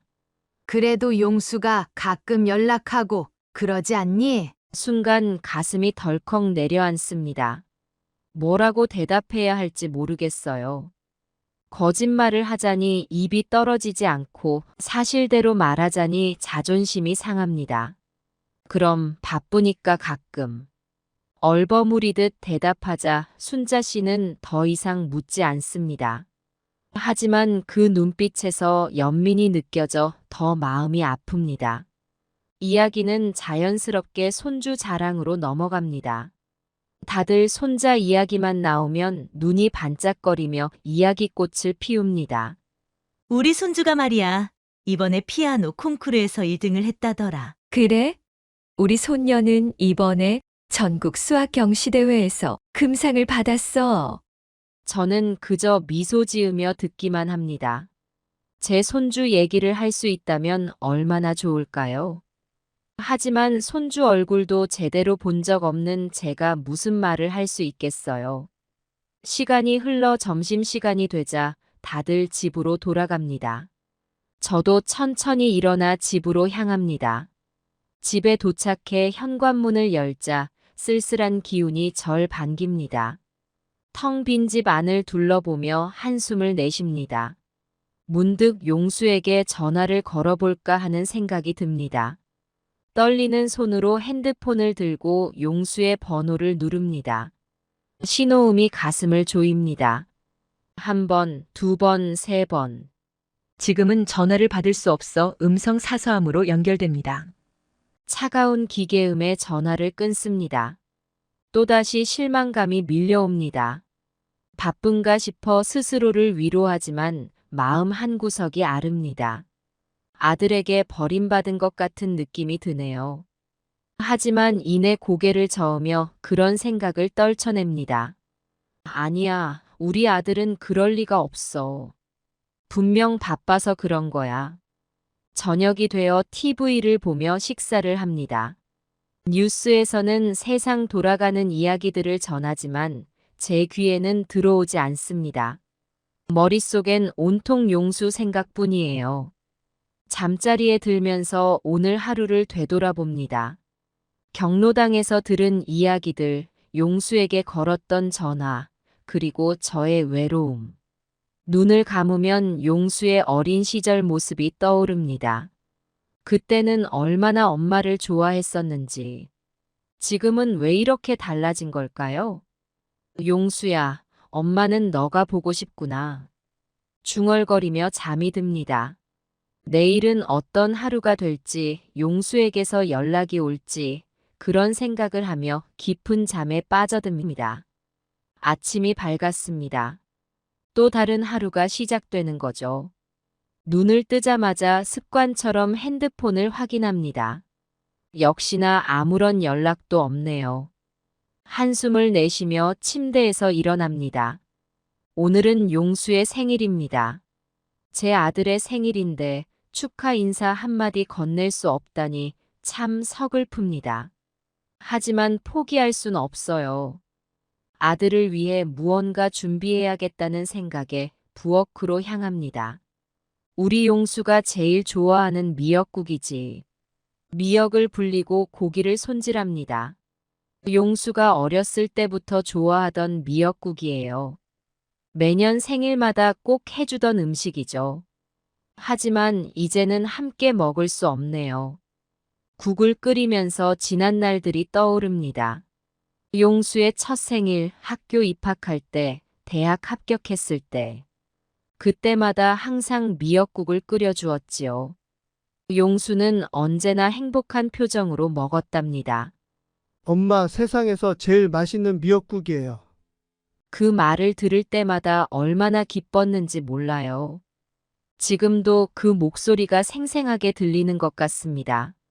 미역국을 다 끓이고 나니 눈물이 났습니다. 이렇게 정성껏 끓였는데 용수에게 먹일 수가 없다니. 하지만 이내 마음을 다잡습니다. 괜찮아. 내가 먹으면 되지.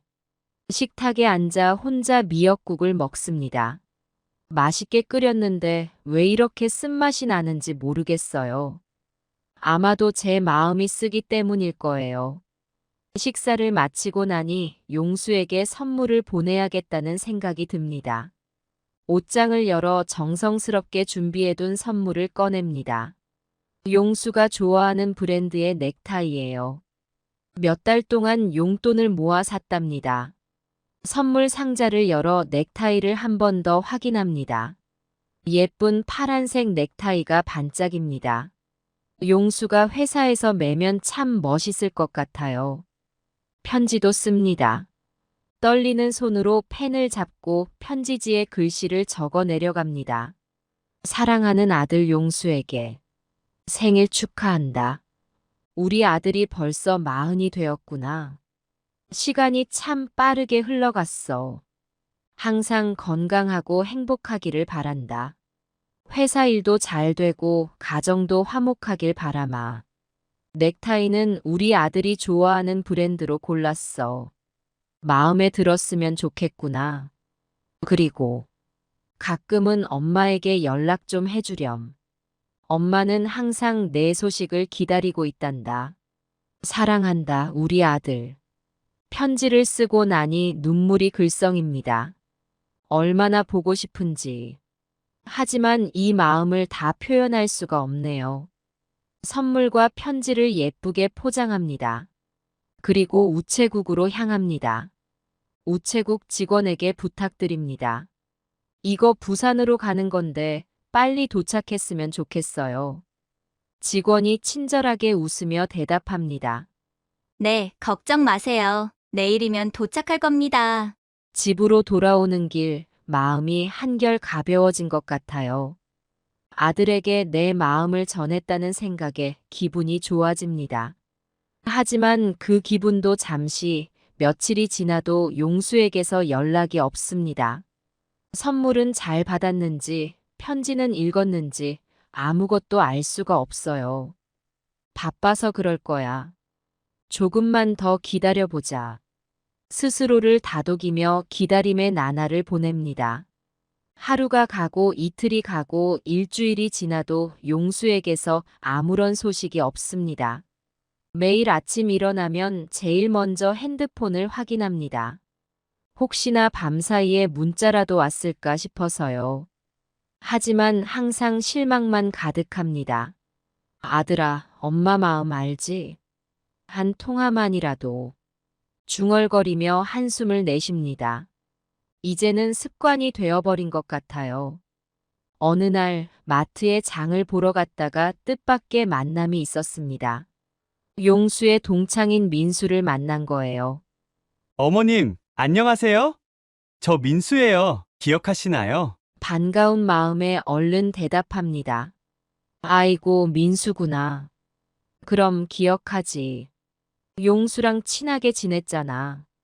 민수 씨는 환한 미소를 지으며 말을 이어갑니다. 어머님 잘 지내셨어요? 용수 소식 들으셨어요? 이번에 회사에서 큰 승진했다던데. 순간 가슴이 철렁 내려앉습니다. 승진이라니. 그것도 큰 승진이라고요? 저는 아무것도 모르고 있었습니다. 아, 그래. 용수가 승진했구나. 목소리가 떨리는 것을 감추려 애쓰며 대답합니다. 민수는 제 표정을 살피더니 뭔가 이상함을 느꼈는지 말을 돌립니다. 아, 제가 잘못 알았나 보네요. 어머님께 죄송합니다. 민수와 헤어진 후 집으로 돌아오는 길이 왜 이리 멀게 느껴지는지 모르겠습니다. 발걸음이 무겁고 마음은 더 무겁습니다. 집에 도착해서 소파에 털썩 주저앉습니다. 눈물이 왈칵 쏟아집니다. 용수야, 너가 그렇게 큰일이 있었는데 엄마한테는 왜 말도 안 해주니? 서러움과 서운함이 한꺼번에 밀려옵니다. 아들의 기쁜 소식을 남의 입을 통해 듣다니 이게 말이 되나요? 그날 밤 잠을 이루지 못하고 뒤척입니다. 용수의 어린 시절부터 지금까지의 모습이 주마등처럼 스쳐 지나갑니다. 초등학교 입학식 날 꽃다발을 들고 환하게 웃던 모습. 중학교 때 친구들과 다투고 울면서 집에 왔을 때 달래주던 일. 고등학교 졸업식 날 자랑스럽게 상장을 들고 오던 모습. 대학 합격 소식을 듣고 함께 기뻐하던 순간. 그 모든 순간마다 저는 용수 곁에 있었습니다. 기쁠 때나 슬플 때나 항상 함께였죠. 그런데 지금은 이렇게 멀어져 버렸네요. 다음 날 아침 결심을 합니다. 더 이상 이렇게 기다리고만 있을 순 없어요. 직접 용수를 만나러 가야겠습니다.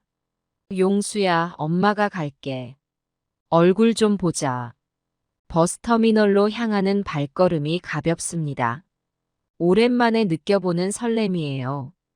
아들을 볼 수 있다는 생각에 마음이 들뜹니다. 버스표를 끊으며 용수에게 전화를 겁니다. 하지만 역시나 받지 않네요. 음성 메시지를 남깁니다. 용수야, 엄마야. 내가 너 보러 부산에 갈게. 기다리고 있어. 버스에 오르며 다시 한번 마음을 다잡습니다. 이번엔 꼭 만나야 해. 용수야, 엄마 좀 반겨줘. 차창 밖으로 스쳐 지나가는 풍경을 바라보며 아들과의 재회를 상상합니다. 5시간의 긴 여정이 시작됩니다. 버스가 고속도로를 달리기 시작합니다. 창밖으로 보이는 풍경이 빠르게 지나갑니다. 마치 제 인생처럼 말이에요. 어느새 세월이 이렇게 흘러 제가 나이 들고 용수는 어른이 되었네요. 옆자리 승객이 주무시는 소리가 들립니다. 하지만 저는 잠을 잘 수가 없어요. 가방 안에 정성스레 준비한 반찬들을 생각하니 마음이 설렙니다. 용수야, 너가 좋아하는 멸치볶음이랑 장조림 만들었어. 맛있게 먹어주겠지? 중얼거리며 미소 짓습니다. 용수가 어렸을 때 제가 만든 반찬을 얼마나 맛있게 먹었는지 모릅니다. 특히 멸치볶음은 항상 제가 세상에서 제일 맛있게 만든다고 했었죠. 버스가 휴게소에 들릅니다. 잠시 내려 화장실도 다녀오고 다리도 펴봅니다. 매점에서 용수가 좋아하는 초콜릿을 사봅니다. 어릴 때부터 초콜릿을 참 좋아했거든요. 다시 버스에 오르니 어느새 절반쯤 왔나 봅니다. 창밖으로 보이는 풍경이 점점 낯설어집니다. 부산으로 가본 지가 언제인지 기억도 가물가물하네요. 문득 용수의 결혼식 날이 떠오릅니다. 그때가 마지막으로 부산에 간 날이었던 것 같아요. 얼마나 기뻤는지 모릅니다. 아들이 장가를 가고 며느리를 맞이하는 날이었으니까요. 어머니, 저희 잘 살겠습니다. 걱정 마세요. 그날 용수가 했던 말이 생각납니다. 며느리도 공손하게 인사를 했었죠. 그때만 해도 이렇게 될 줄은 몰랐습니다. 시간이 흘러 어느새 부산에 다다릅니다. 버스에서 내리니 낯선 공기가 느껴집니다. 한숨 깊게 들이마시고 용수에게 전화를 겁니다. 현재 전화를 받을 수 없어. 또다시 음성 사서함입니다.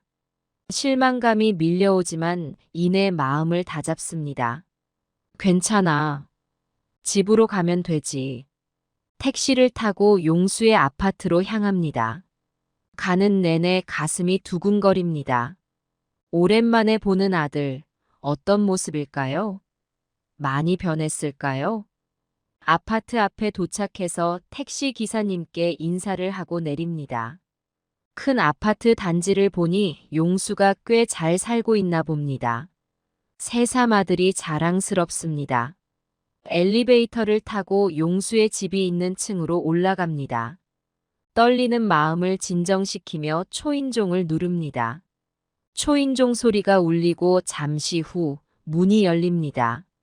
며느리의 얼굴이 보입니다. 어머니, 며느리의 표정이 굳어지는 것을 봅니다. 분명 놀란 것 같아요. 하지만 저는 환한 미소를 지으며 말합니다. 그래, 오랜만이구나. 용수는 집에 있니? 며느리는 잠시 망설이더니 마지못해 저를 안으로 들어오게 합니다. 네, 들어오세요. 집 안으로 들어서니 깔끔하게 정돈된 거실이 보입니다. 용수의 모습은 보이지 않네요. 용수야, 엄마 왔다. 제 목소리에 안방에서 부스스한 모습으로 용수가 나옵니다. 엄마? 웬일이세요? 용수의 표정이 놀란 듯 보입니다. 하지만 저는 아랑곳하지 않고 용수에게 다가가 안깁니다. 아이고, 우리 아들. 보고 싶었다. 용수는 어색하게 저를 받아줍니다. 분명 불편해하는 것 같아요. 하지만 저는 그저 아들을 보게 되어 너무나 기쁩니다. 엄마 갑자기 오시면 어떡해요? 연락이라도 하시지. 용수의 말에 가슴이 아파옵니다. 하지만 애써 미소 지으며 대답합니다. 깜짝 선물이지. 엄마가 반찬도 만들어 왔어. 너가 좋아하는 멸치볶음이랑 장조림. 가방에서 반찬통을 꺼내 내밉니다. 용수는 어색한 표정으로 받아듭니다. 감사합니다. 며느리가 옆에서 어색하게 서 있습니다. 저는 며느리에게도 미소 지으며 말합니다. 오랜만이구나. 잘 지냈어? 네, 잘 지냈습니다. 대답은 짧고 냉담합니다. 하지만 저는 개의치 않고 계속 말을 이어갑니다. 그래, 다들 잘 지내서 다행이구나. 엄마가 왔으니까 오늘 저녁은 내가 차려볼게. 용수 좋아하는 미역국도 끓여줄까? 용수와 며느리는 서로 눈빛을 주고받더니 용수가 입을 엽니다. 엄마, 저희 오늘 약속이 있어서. 저는 그 말의 의미를 곧바로 알아차립니다. 하지만 애써 모른 척합니다. 그래. 그럼 내일은 어때? 엄마가 며칠 있다 갈 거야. 이번엔 며느리가 나섭니다. 어머니, 저희가 이번 주에 좀 바빠서요. 말끝을 흐리는 며느리를 보며 가슴이 아파옵니다. 하지만 저는 계속해서 미소를 지으며 말합니다.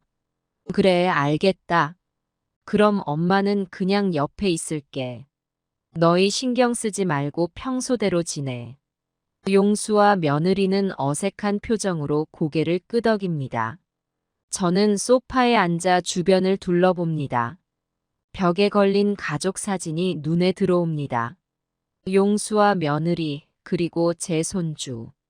저는 그 사진 속에 없네요. 손주는 학교 갔니? 네, 학원 갔어요. 짧은 대답뿐입니다. 더 이상의 대화는 없고 무거운 침묵만이 흐릅니다. 저는 이 어색한 분위기를 깨고 싶어 이것저것 물어봅니다. 용수야, 회사는 어떠니? 잘 다니고 있지? 용수는 피곤한 듯한 표정으로 대답합니다. 네, 뭐 그럭저럭요. 그럭저럭이라니. 내가 듣기로는 너 큰 승진을 했다던데. 이 말에 용수와 며느리의 표정이 굳어집니다. 용수가 놀란 듯이 물어봅니다. 엄마, 그걸 어떻게 아셨어요? 아이고, 세상이 좁다고 민수를 마트에서 만났지 뭐니. 그 친구가 얘기해 주더라. 용수는 난처한 표정을 지으며 말합니다. 아, 네, 얼마 전에 승진했어요. 별거 아닌데. 가슴이 찡해집니다. 내 아들의 승진 소식을, 그것도 큰 승진 소식을 남의 입을 통해 듣다니. 하지만 저는 계속 미소를 지으며 말합니다. 별거 아니라니. 엄마는 너가 자랑스럽구나. 축하한다, 우리 아들. 용수는 어색하게 웃으며 고개를 끄덕입니다. 며느리는 계속 무표정한 얼굴로 서 있기만 합니다. 시간이 흐르고 저녁이 다가옵니다. 용수와 며느리는 계속해서 바쁘다는 핑계로 저를 피하는 듯 합니다. 제가 가져온 반찬은 아직도 식탁 한 구석에 그대로 놓여 있네요. 용수야, 저녁 먹어야지. 엄마가 반찬 싸온 거 좀 꺼내볼까? 제 말에 며느리가 급히 나섭니다. 아, 어머니, 제가 이미 저녁 준비해놨어요. 며느리가 부엌으로 가 차려놓은 음식들을 가져옵니다. 제가 가져온 반찬은 여전히 그 자리에 있습니다. 엄마가 가져온 반찬도 좀 꺼내볼까? 용수 좋아하는 멸치볶음도 있는데. 용수가 난처한 표정으로 말합니다. 아, 엄마. 우리 입맛이 좀 바뀌어서 그냥 이걸로 먹죠. 가슴이 찡해집니다. 제가 정성껏 만든 반찬을, 그것도 용수가 가장 좋아하던 반찬을 이렇게 거절하다니. 하지만 저는 애써 미소를 지으며 말합니다. 그래, 알겠다. 다음에 먹지 뭐. 식사 시간 내내 어색한 침묵이 흐릅니다. 용수와 며느리는 서로 눈치를 보며 최소한의 대화만 나눕니다. 저는 계속해서 밝은 표정을 지으려 노력하지만 마음 한구석이 계속 아픕니다. 식사가 끝나고 설거지를 하려는데 며느리가 저를 말립니다.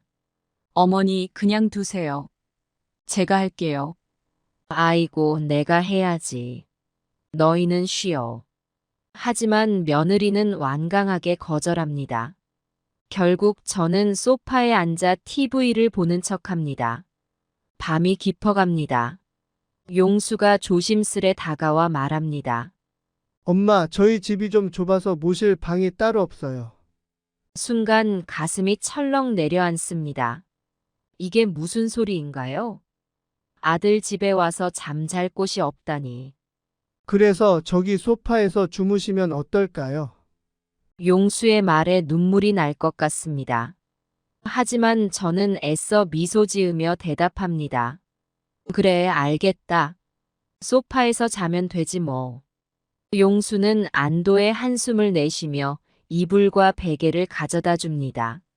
며느리는 아무 말 없이 방으로 들어가 버립니다. 엄마, 편히 주무세요. 용수의 마지막 인사를 듣고 저는 소파에 누웁니다.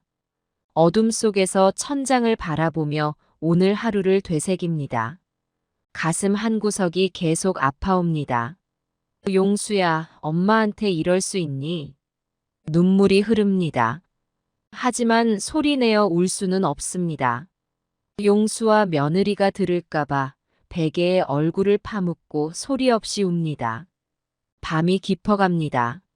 하지만 잠은 오지 않습니다. 어쩌다 우리 사이가 이렇게 되었을까요? 새벽녘 화장실에 가려고 일어났을 때 용수와 며느리의 방에서 소곤거리는 소리가 들립니다. 여보, 어머니가 언제 가실까요? 우리 생활에 방해될 것 같아요. 글쎄, 나도 모르겠어. 어머니가 오시니까 우리 돈 쓸 일 맞는 것 같아. 다음에 오지 못하게 할 방법 없을까요? 순간 온몸에 전기가 흐르는 것 같습니다. 이게 무슨 소리죠? 내 귀를 의심하고 싶습니다. 가슴이 찢어질 것 같습니다. 눈물이 볼을 타고 흐릅니다. 소리 없이, 하지만 멈추지 않고 흐릅니다. 소파로 돌아와 누웠지만 잠은 더욱 오지 않습니다. 머릿속이 복잡합니다. 이대로 있어야 할지 아니면 돌아가야 할지. 아침이 밝아옵니다. 결심했습니다. 더 이상 이곳에 있을 수 없다는 걸 깨달았습니다. 조용히 짐을 챙기고 편지를 씁니다. 용수야, 엄마는 간다. 너희 생활에 방해되기 싫구나. 건강하게 잘 지내라. 사랑한다, 우리 아들. 편지를 식탁 위에 놓고 소리 없이 집을 나섭니다. 엘리베이터를 타고 내려가는 동안 눈물이 멈추지 않습니다. 아파트를 나와 버스 정류장으로 향합니다. 서울로 돌아가는 버스를 기다리며 하늘을 올려다봅니다. 맑은 하늘이 제 마음과는 달리 밝게 빛나고 있네요.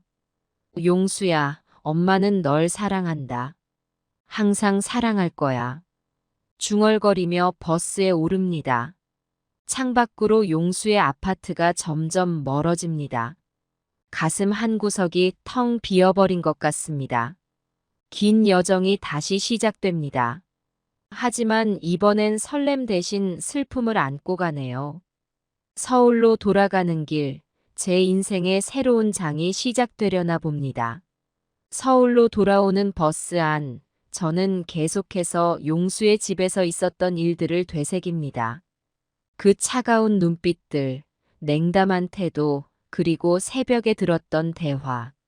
모든 것이 제 가슴을 아프게 합니다. 왜 이렇게 되었을까? 중얼거리며 창밖을 바라봅니다. 지나가는 풍경들이 제 마음처럼 흐릿하게 보입니다. 서울에 도착하고 집으로 돌아오니 텅 빈 집이 저를 반깁니다. 예전에는 이 고요함이 싫었는데 지금은 오히려 위로가 되는 것 같습니다. 가방을 내려놓고 소파에 털썩 주저앉습니다. 잠시 후 정신을 차리고 일어나 부엌으로 갑니다. 용순의 집에 가져갔던 반찬통들이 그대로 있네요. 하나도 열어보지 않은 채로 말이에요. 내가 뭘 잘못했을까? 반찬통을 정리하면서 자문자답을 합니다. 혹시 제가 너무 참견을 했나요? 아니면 갑자기 찾아가서 놀라게 한 것이 문제였을까요? 며칠이 지나고 저는 일상으로 돌아가려 노력합니다. 하지만 마음 한구석의 공허함은 쉽게 사라지지 않습니다. 어느 날 경로당에 갔을 때 박순자 씨가 제 안색이 안 좋아 보인다며 물어봅니다. 복자야, 얼굴색이 안 좋아 보이는구나. 무슨 일 있니? 순간 눈물이 날 것 같았지만 애써 참고 대답합니다. 아니야, 그냥 좀 피곤해서 그래. 하지만 순자 씨의 따뜻한 말 한마디에 결국 참았던 눈물이 터져버립니다.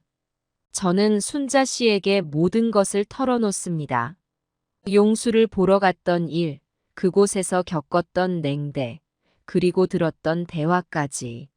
순자 씨는 제 이야기를 다 듣고 한참을 말없이 제 등을 쓰다듬어 줍니다. 복자야, 많이 힘들었겠구나. 하지만 너무 상처받지 마. 요즘 세상이 다 그렇다더라. 자식들은 자기 삶이 바빠서 부모님을 돌볼 여유가 없다더라. 그래도 너 아들이 너를 생각하지 않는 건 아닐 거야. 순자 씨의 위로에 고개를 끄덕이지만 마음 한구석이 여전히 아픕니다. 그래도 내 아들인데 이럴 수가 있나. 순자 씨는 한숨을 쉬며 말합니다. 세상이 많이 변했어. 우리 때와는 달라. 하지만 복자야, 너도 이제 너의 삶을 살아야 해. 자식 때문에 너의 인생을 허비하지 마. 그 말을 듣고 문득 깨달음을 얻습니다. 그동안 저는 용수만 바라보며 살아왔던 것 같아요. 제 삶은 어디로 갔을까요? 그날 이후 저는 조금씩 변화를 시도합니다. 평소에 하고 싶었지만 미뤄두었던 일들을 하나씩 시작합니다. 먼저 동네 문화센터에서 하는 수채화 강좌에 등록했어요.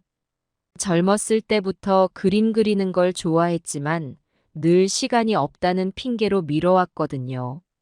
첫 수업날 떨리는 마음으로 문화센터에 갔습니다. 처음에는 어색하고 낯설었지만 붓을 잡고 색을 칠하다 보니 마음이 차분해지는 것을 느꼈어요. 김 복자님, 처음 하시는 거 맞나요? 감각이 있으세요. 강사 선생님의 칭찬에 얼굴이 붉어집니다. 오랜만에 느껴보는 성취감이에요. 수채화 수업 외에도 걷기 모임에 가입했습니다. 매주 토요일 아침 동네 사람들과 함께 근처 공원을 한 바퀴 돕니다. 처음에는 힘들었지만 점점 체력이 좋아지는 걸 느낍니다. 복자님 요즘 얼굴색이 좋아지셨어요. 뭐 좋은 일 있으세요? 걷기 모임의 이웃이 물어봅니다. 저는 웃으며 대답합니다. 네, 요즘 제 자신을 위해 시간을 보내고 있어요. 그게 좋은 일인가 봐요. 시간이 흐르면서 조금씩 마음의 상처가 아물어갑니다. 물론 가끔은 용수 생각에 가슴이 아플 때도 있어요. 하지만 이제는 그 아픔을 견딜 수 있는 힘이 생긴 것 같습니다. 어느 날 수채화 작품을 들고 집에 돌아오던 길에 문득 용수에게 전화를 걸어봅니다. 여전히 받지 않네요. 하지만 이제는 크게 상처받지 않습니다. 용수야, 엄마야. 잘 지내지? 엄마는 요즘 수채화를 배우고 있어. 너가 어렸을 때 그렸던 그림들 기억나니? 그때처럼 엄마가 다시 그림을 그리고 있단다. 언제 시간 되면 보러 와. 사랑해, 아들아.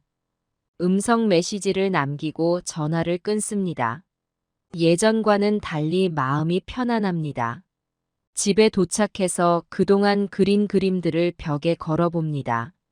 서툴지만 정성 들여 그린 꽃, 나무, 풍경들. 그 그림들을 보고 있으니 제 인생도 이렇게 아름답게 물들어갈 수 있을 것 같은 희망이 생깁니다. 이제 시작이야, 복자. 스스로에게 말합니다. 용수를 기다리는 엄마가 아닌 자신의 삶을 사는 김복자로 살아가기로 마음먹습니다.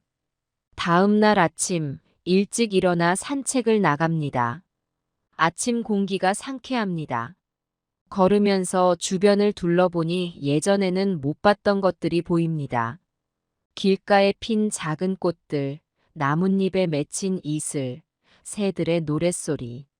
참 아름다운 세상이구나. 중얼거리며 걷다 보니 어느새 마음이 평온해집니다.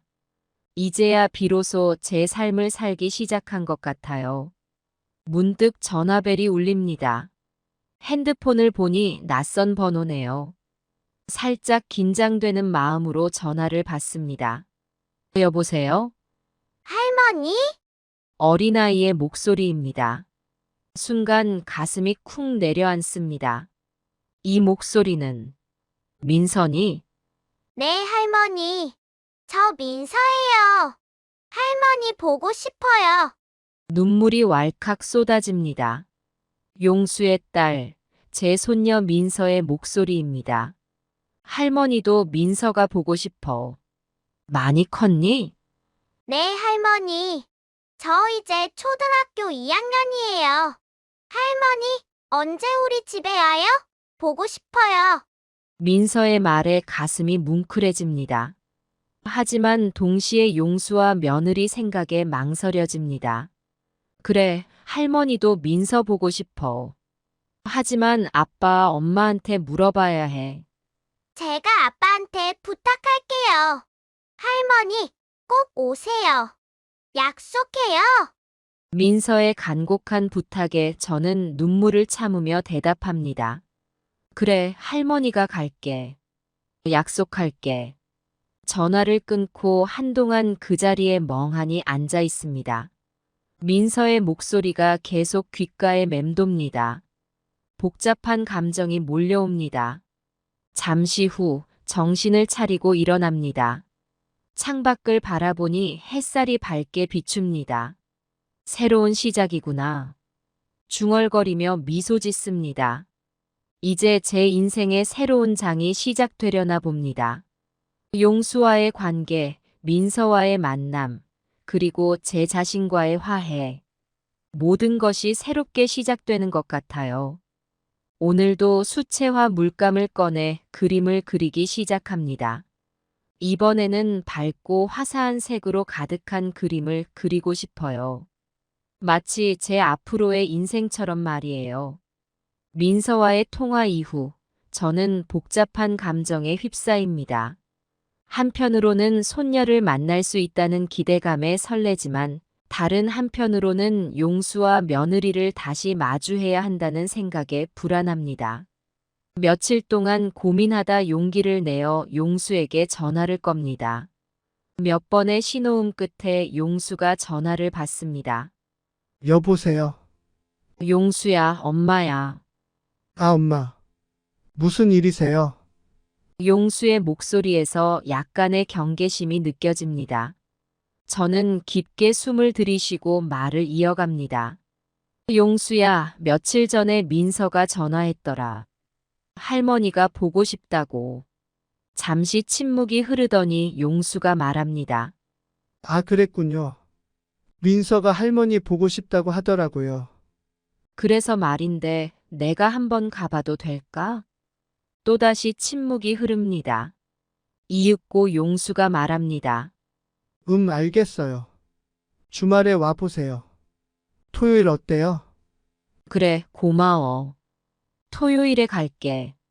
전화를 끊고 나니 가슴이 두근거립니다. 기대와 불안이 교차합니다. 하지만 이번에는 달라질 거예요. 저 자신을 위해, 그리고 민서를 위해 꼭 잘 해내고 싶습니다. 토요일이 되어 다시 부산행 버스에 올랐습니다. 이번엔 가방 안에 반찬 대신 민서를 위한 선물을 넣었어요. 제가 그린 수채화 그림과 함께 작은 인형을 준비했습니다. 용수의 아파트에 도착해 초인종을 누릅니다. 문이 열리고 민서가 환하게 웃으며 달려옵니다. 할머니, 민서를 껴안으며 눈물이 날 것 같습니다. 얼마나 컸는지 모르겠어요. 우리 민서 많이 컸구나. 용수와 며느리가 뒤에 서 있습니다. 어색한 미소를 지으며 인사를 합니다. 어머니 오셨어요.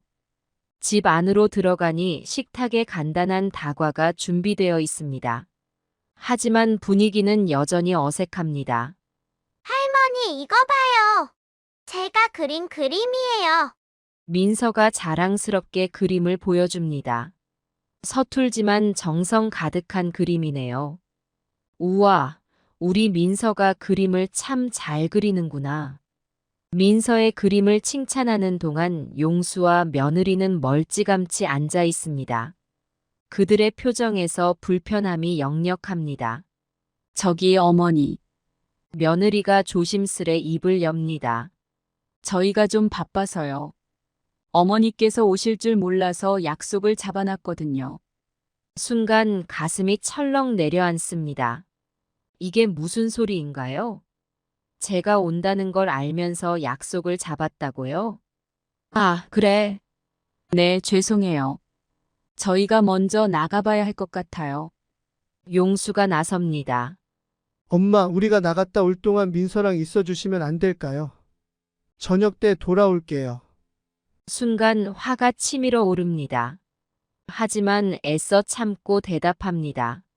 그래, 알았어. 민서랑 잘 놀고 있을게.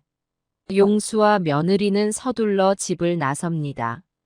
현관문이 닫히는 소리와 함께 집 안에 저와 민서만 남습니다. 할머니, 우리 뭐하고 놀까요? 민서의 순수한 눈빛을 보니 마음이 아픕니다. 이 아이는 아무것도 모르는데. 그래, 할머니가 민서한테 그림 그리는 걸 가르쳐 줄까? 시간이 흘러 저녁이 되어 갑니다. 하지만 용수와 며느리는 돌아오지 않습니다.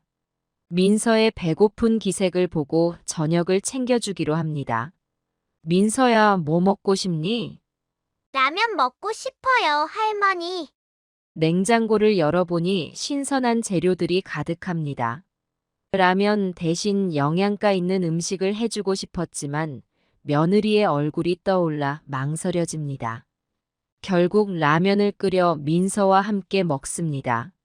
식사를 마치고 설거지를 하는데 현관문 소리가 들립니다. 다녀왔습니다. 용수와 며느리가 들어옵니다. 시계를 보니 밤 10시가 다 되어 갑니다. 어머니, 민서 돌봐주셔서 감사합니다. 며느리의 말에 애써 미소 지으며 대답합니다. 괜찮아. 민서랑 재미있게 놀았어. 할머니, 다음에 또 와요. 민서가 저를 꼭 안아줍니다. 가슴이 뭉클해집니다. 그래, 할머니가 또 올게. 집을 나서려는데 용수가 말합니다. 엄마, 이제 늦었는데 어떻게 가실 거예요? 여기서 주무시고 가세요. 순간 지난번 일이 떠오릅니다. 하지만 이번엔 제가 먼저 거절합니다. 아니야, 엄마는 집에 가볼게. 다음에 또 올게. 집을 나서는 제 뒷모습을 보며 용수와 며느리는 안도의 한숨을 내쉬는 것 같았습니다. 버스 터미널로 향하는 발걸음이 무겁습니다. 하지만 이번엔 지난번과는 다른 느낌입니다. 서글픔 대신 묘한 해방감이 듭니다. 버스에 올라 창밖을 바라봅니다. 어둠 속에서 빛나는 도시의 불빛들이 마치 제 앞날을 밝혀주는 것 같습니다. 이제 정말 나를 위해 살아야겠구나. 중얼거리며 눈을 감습니다. 긴 하루였지만 많은 것을 깨달은 하루이기도 합니다. 이제 제 인생의 새로운 장을 쓸 시간인 것 같아요. 서울로 돌아오는 버스 안, 저는 오늘 하루를 되새깁니다. 민서와의 즐거운 시간, 그리고 용수와 며느리의 차가운 태도. 복잡한 감정이 교차합니다. 집에 도착하니 자정이 넘었습니다. 피곤함에 지쳐 침대에 누웠지만 잠은 쉽게 오지 않습니다. 머릿속에서는 계속해서 오늘의 일들이 맴돕니다. 왜 저렇게 변한 걸까? 한숨을 내쉬며 천장을 바라봅니다. 잠 못 이루는 밤, 저는 결심합니다.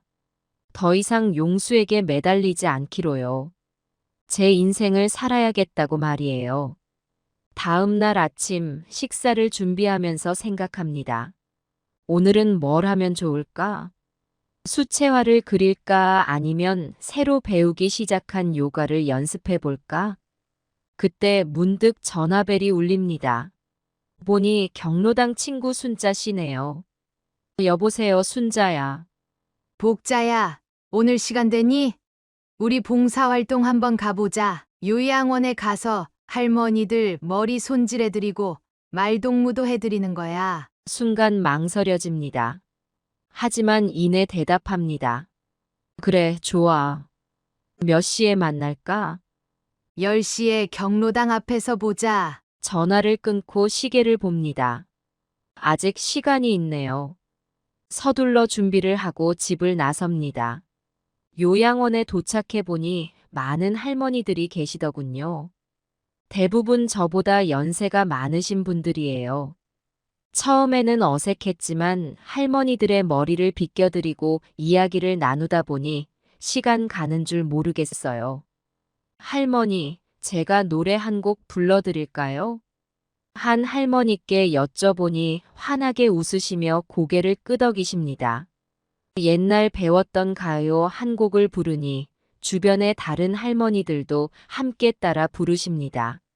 시간이 흘러 봉사활동이 끝나갈 무렵 한 할머니가 제 손을 꼭 잡으시더니 말씀하십니다. 고마워요. 딸내미 같아서 정말 좋았어요. 다음에 또 와주세요. 그 말씀에 가슴이 뭉클해집니다.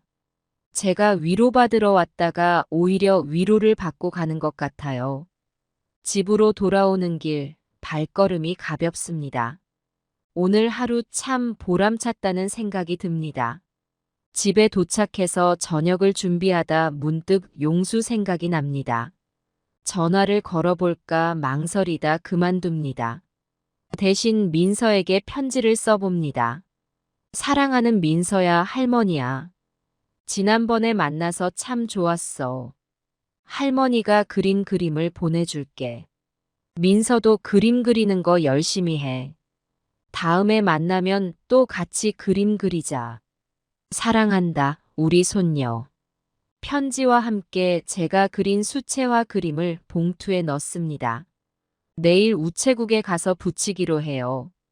잠자리에 들며 오늘 하루를 되새깁니다.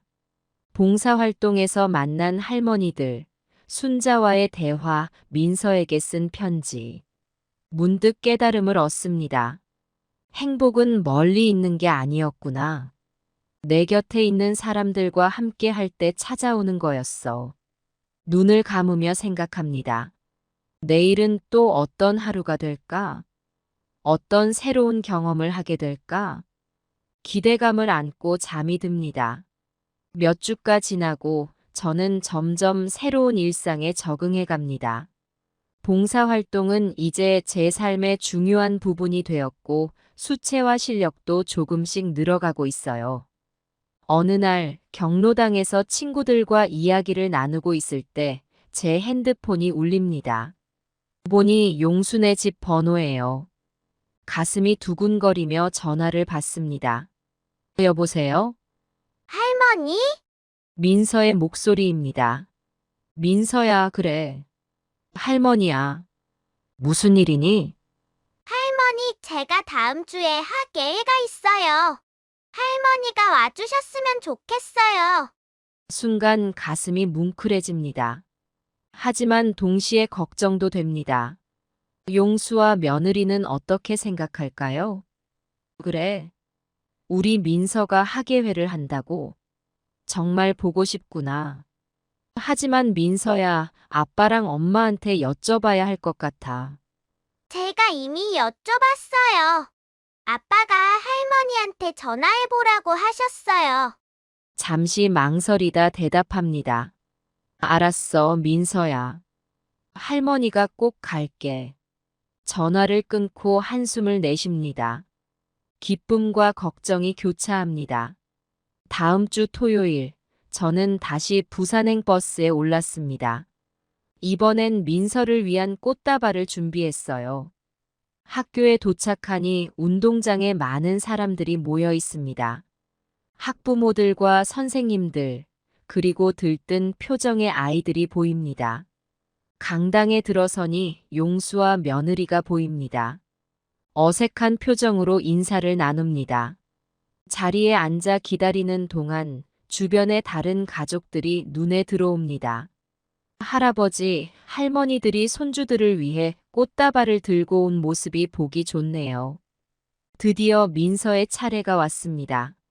피아노 연주를 한다고 해요. 무대에 오른 민서가 저를 향해 손을 흔듭니다. 제 가슴이 벅차오릅니다. 민서의 연주가 끝나고 큰 박수가 터집니다.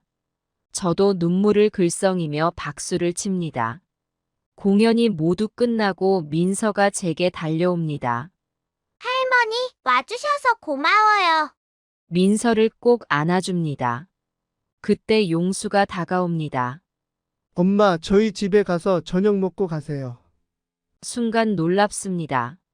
이런 제안은 처음이에요. 용순의 집에 도착해 보니 며느리가 저녁 준비를 하고 있습니다. 하지만 여전히 어색한 분위기입니다. 식사를 하면서 민서가 제잘제잘 이야기를 합니다.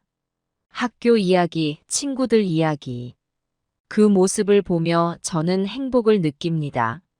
식사가 끝나고 설거지를 돕겠다고 나섰지만 며느리는 여전히 저를 경계하는 듯 합니다. 괜찮아요, 어머니. 제가 할게요. 민서가 잠들고 거실에는 저와 용수, 그리고 며느리만 남았습니다. 무거운 침묵이 흐르다 용수가 입을 엽니다. 저 엄마. 사실 드릴 말씀이 있어요. 그래, 말해보렴. 저희가 다음 달에 캐나다로 이민을 가기로 했어요. 순간 온 세상이 무너지는 것 같았습니다. 뭐라고? 회사에서 해외 발령이 났어요. 좋은 기회라 거절하기 어려웠어요. 눈물이 왈칵 쏟아집니다. 하지만 애써 참았습니다. 그래, 언제 가는데? 다음 달 말이요. 민서 방학 시작하면 바로. 가슴이 찢어질 것 같습니다. 하지만 애써 미소 지었습니다. 알았다. 너희 앞길을 위해 가는 거니까. 잘 다녀와라. 집을 나서는 순간까지 눈물을 참았습니다. 하지만 현관문을 나서자마자 눈물이 폭포수처럼 쏟아집니다. 버스 정류장으로 향하는 발걸음이 무겁습니다. 이제 정말 용수와 민서를 볼 수 없게 되는 건가요? 버스에 올라 창밖을 바라봅니다. 어둠 속에서 빛나는 도시의 불빛들이 마치 제 눈물처럼 반짝입니다. 이제 정말 혼자가 되는구나. 중얼거리며 눈을 감습니다. 긴 밤이 될 것 같습니다. 서울로 돌아오는 길, 버스 안에서 저는 눈물을 멈출 수가 없었습니다. 용수와 민서가 캐나다로 간다니. 이제 정말 그들을 볼 수 없게 되는 건가요? 집에 도착하니 새벽 2시가 넘었습니다. 하지만 잠은 오지 않았어요. 침대에 누워 천장을 바라보며 지난 날들을 되새겼습니다. 결국 동이 틀 무렵에야 지친 몸을 이끌고 잠이 들었습니다. 다음 날 아침, 무거운 몸을 일으켜 세웁니다. 창밖으로 보이는 맑은 하늘이 제 마음과는 너무나 대조적입니다. 순간 결심이 섭니다. 더 이상 이렇게 살 수는 없다고 말이에요. 용수와 민서가 떠난다고 해서 제 인생이 끝나는 건 아니잖아요. 옷을 갈아입고 화장을 합니다. 오랜만에 거울을 보니 제 모습이 낯설게 느껴집니다. 주름진 얼굴, 희끗해진 머리. 하지만 눈빛만은 여전히 맑습니다. 복자야, 이제 진짜 내 인생을 살 때야. 스스로에게 다짐하며 집을 나섭니다. 먼저 미용실에 들렀습니다. 머리를 단정하게 자르고 염색도 했어요. 거울 속 제 모습이 한결 밝아 보입니다. 그 다음엔 옷가게에 갔습니다. 평소에는 사지 않던 밝은 색상의 옷을 골랐어요. 빨간색 원피스가 제 마음에 쏙 들더군요. 점심시간 평소에 가보고 싶었던 카페에 들어갔습니다. 메뉴판을 보니 이름도 생소한 커피들이 많네요. 용기를 내어 카페라떼를 주문했습니다. 할머니, 커피 여기 있습니다. 직원이 건네주는 커피를 받아들고 한 모금 마셨습니다. 쓴맛이 느껴지지만 이상하게 기분이 좋아집니다. 오후에는 문화센터에 들렀습니다. 그동안 관심 있었지만 망설였던 요가 강좌에 등록했어요. 김 복자님, 환영합니다. 다음 주 월요일부터 시작하는데 괜찮으시죠? 네, 좋습니다. 기대되네요. 집으로 돌아오는 길, 문득 용수에게 전화를 걸어봅니다. 하지만 여전히 받지 않네요. 이번엔 크게 상심하지 않습니다. 대신 음성 메시지를 남깁니다. 용수야, 엄마야. 잘 지내지? 엄마는 요즘 새로운 걸 많이 시도하고 있어. 요가도 배우고 커피도 마시고. 너가 캐나다 가서 잘 지내길 바란다. 가끔 연락하고 민서에게 안부 전해줘. 사랑한다, 아들아. 집에 도착해서 오늘 산 옷을 입어봅니다. 거울 속에 제 모습이 낯설지만 동시에 새롭게 느껴집니다. 저녁 테라스에 나가 별을 바라봅니다. 어둠 속에서 반짝이는 별들처럼 제 인생도 이제부터 빛나기 시작할 거예요. 시간이 흘러 어느덧 한 달이 지났습니다. 용수와 민서가 캐나다로 떠난 지도 2주가 지났네요. 처음에는 매일 눈물로 밤을 지새웠지만 이제는 조금씩 적응해 가고 있습니다. 오늘은 요가 수업이 있는 날입니다. 아침 일찍 일어나 준비를 하고 문화센터로 향합니다. 복자님, 오늘은 균형 잡기 동작을 배워볼 거예요. 강사 선생님의 말씀에 긴장되면서도 설렙니다.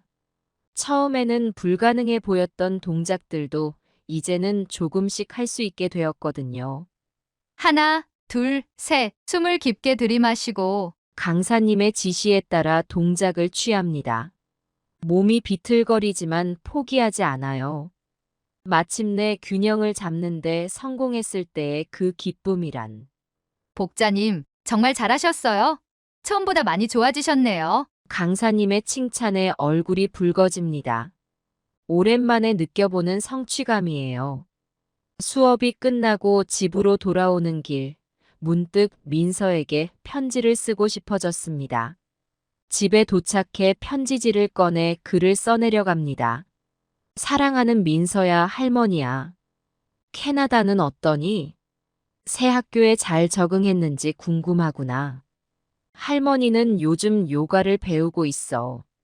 오늘은 균형 잡기를 배웠단다. 처음에는 어려웠지만 계속 노력하니까 되더라. 민서도 새로운 환경에서 힘들 때가 있겠지만 포기하지 말고 계속 노력하렴. 할머니가 늘 응원하고 있단다. 사랑해, 우리 손녀. 편지를 쓰고 나니 마음이 한결 가벼워집니다. 비록 멀리 떨어져 있지만 이렇게라도 마음을 전할 수 있다는 게 감사하네요. 저녁에는 봉사활동이 있는 날입니다. 요양원에 가서 할머니들의 말동무가 되어드리는 날이에요. 복자님, 오늘은 머리가 더 예뻐 보이네요. 머리하고 오셨어요? 한 할머니께서 물으십니다. 네, 얼마 전에 미용실에 다녀왔어요. 마음에 드세요? 아이고, 젊어 보이네. 나도 저렇게 해볼 걸. 할머니들과 이야기를 나누다 보니 어느새 시간이 훌쩍 지나갑니다. 집으로 돌아오는 길 마음이 따뜻해집니다. 집에 도착해서 저녁을 준비하며 생각합니다. 예전에는 혼자 밥을 먹는 게 쓸쓸했는데 이제는 그 시간이 소중하게 느껴집니다. 오늘 하루를 되돌아보고 내일을 계획하는 시간이 되었거든요. 식사를 마치고 테라스에 나가 별을 바라봅니다. 문득 용수와 민서가 보고 싶어집니다. 하지만 이제는 그 그리움이 저를 무너뜨리지 않아요. 용수야, 민서야.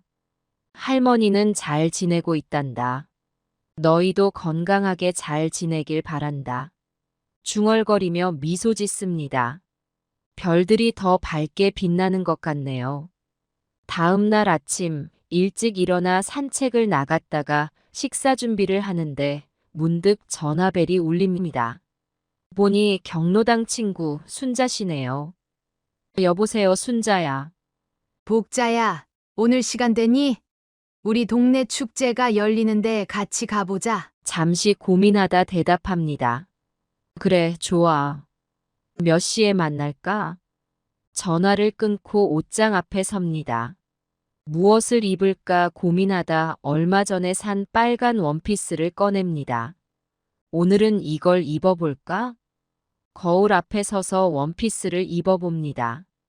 평소와는 다른 제 모습에 살짝 당황스럽지만 동시에 설레는 마음도 듭니다. 새로운 나, 새로운 인생. 중얼거리며 미소 짓습니다. 오늘도 새로운 경험을 할 생각에 가슴이 두근거립니다. 집을 나서며 다짐합니다. 더 이상 과거에 얽매이지 않고 현재를 살아가기로요. 용수와 민서가 떠났다고 해서 제 삶이 끝난 게 아니에요. 오히려 이제부터 진짜 제 인생이 시작되는 거죠. 햇살 가득한 거리로 발걸음을 옮깁니다. 새로운 시작, 새로운 인생을 향해 나아가는 제 모습이 자랑스럽습니다. 이제 저는 더 이상 쌀 한 톨 주기 싫어하는 아들 며느리를 기다리는 어머니가 아닙니다. 저는 김복자 67세의 새로운 인생을 시작하는 주인공입니다. 앞으로 어떤 일들이 기다리고 있을지 모르겠지만 한 가지 확실한 건 더 이상 두렵지 않다는 거예요.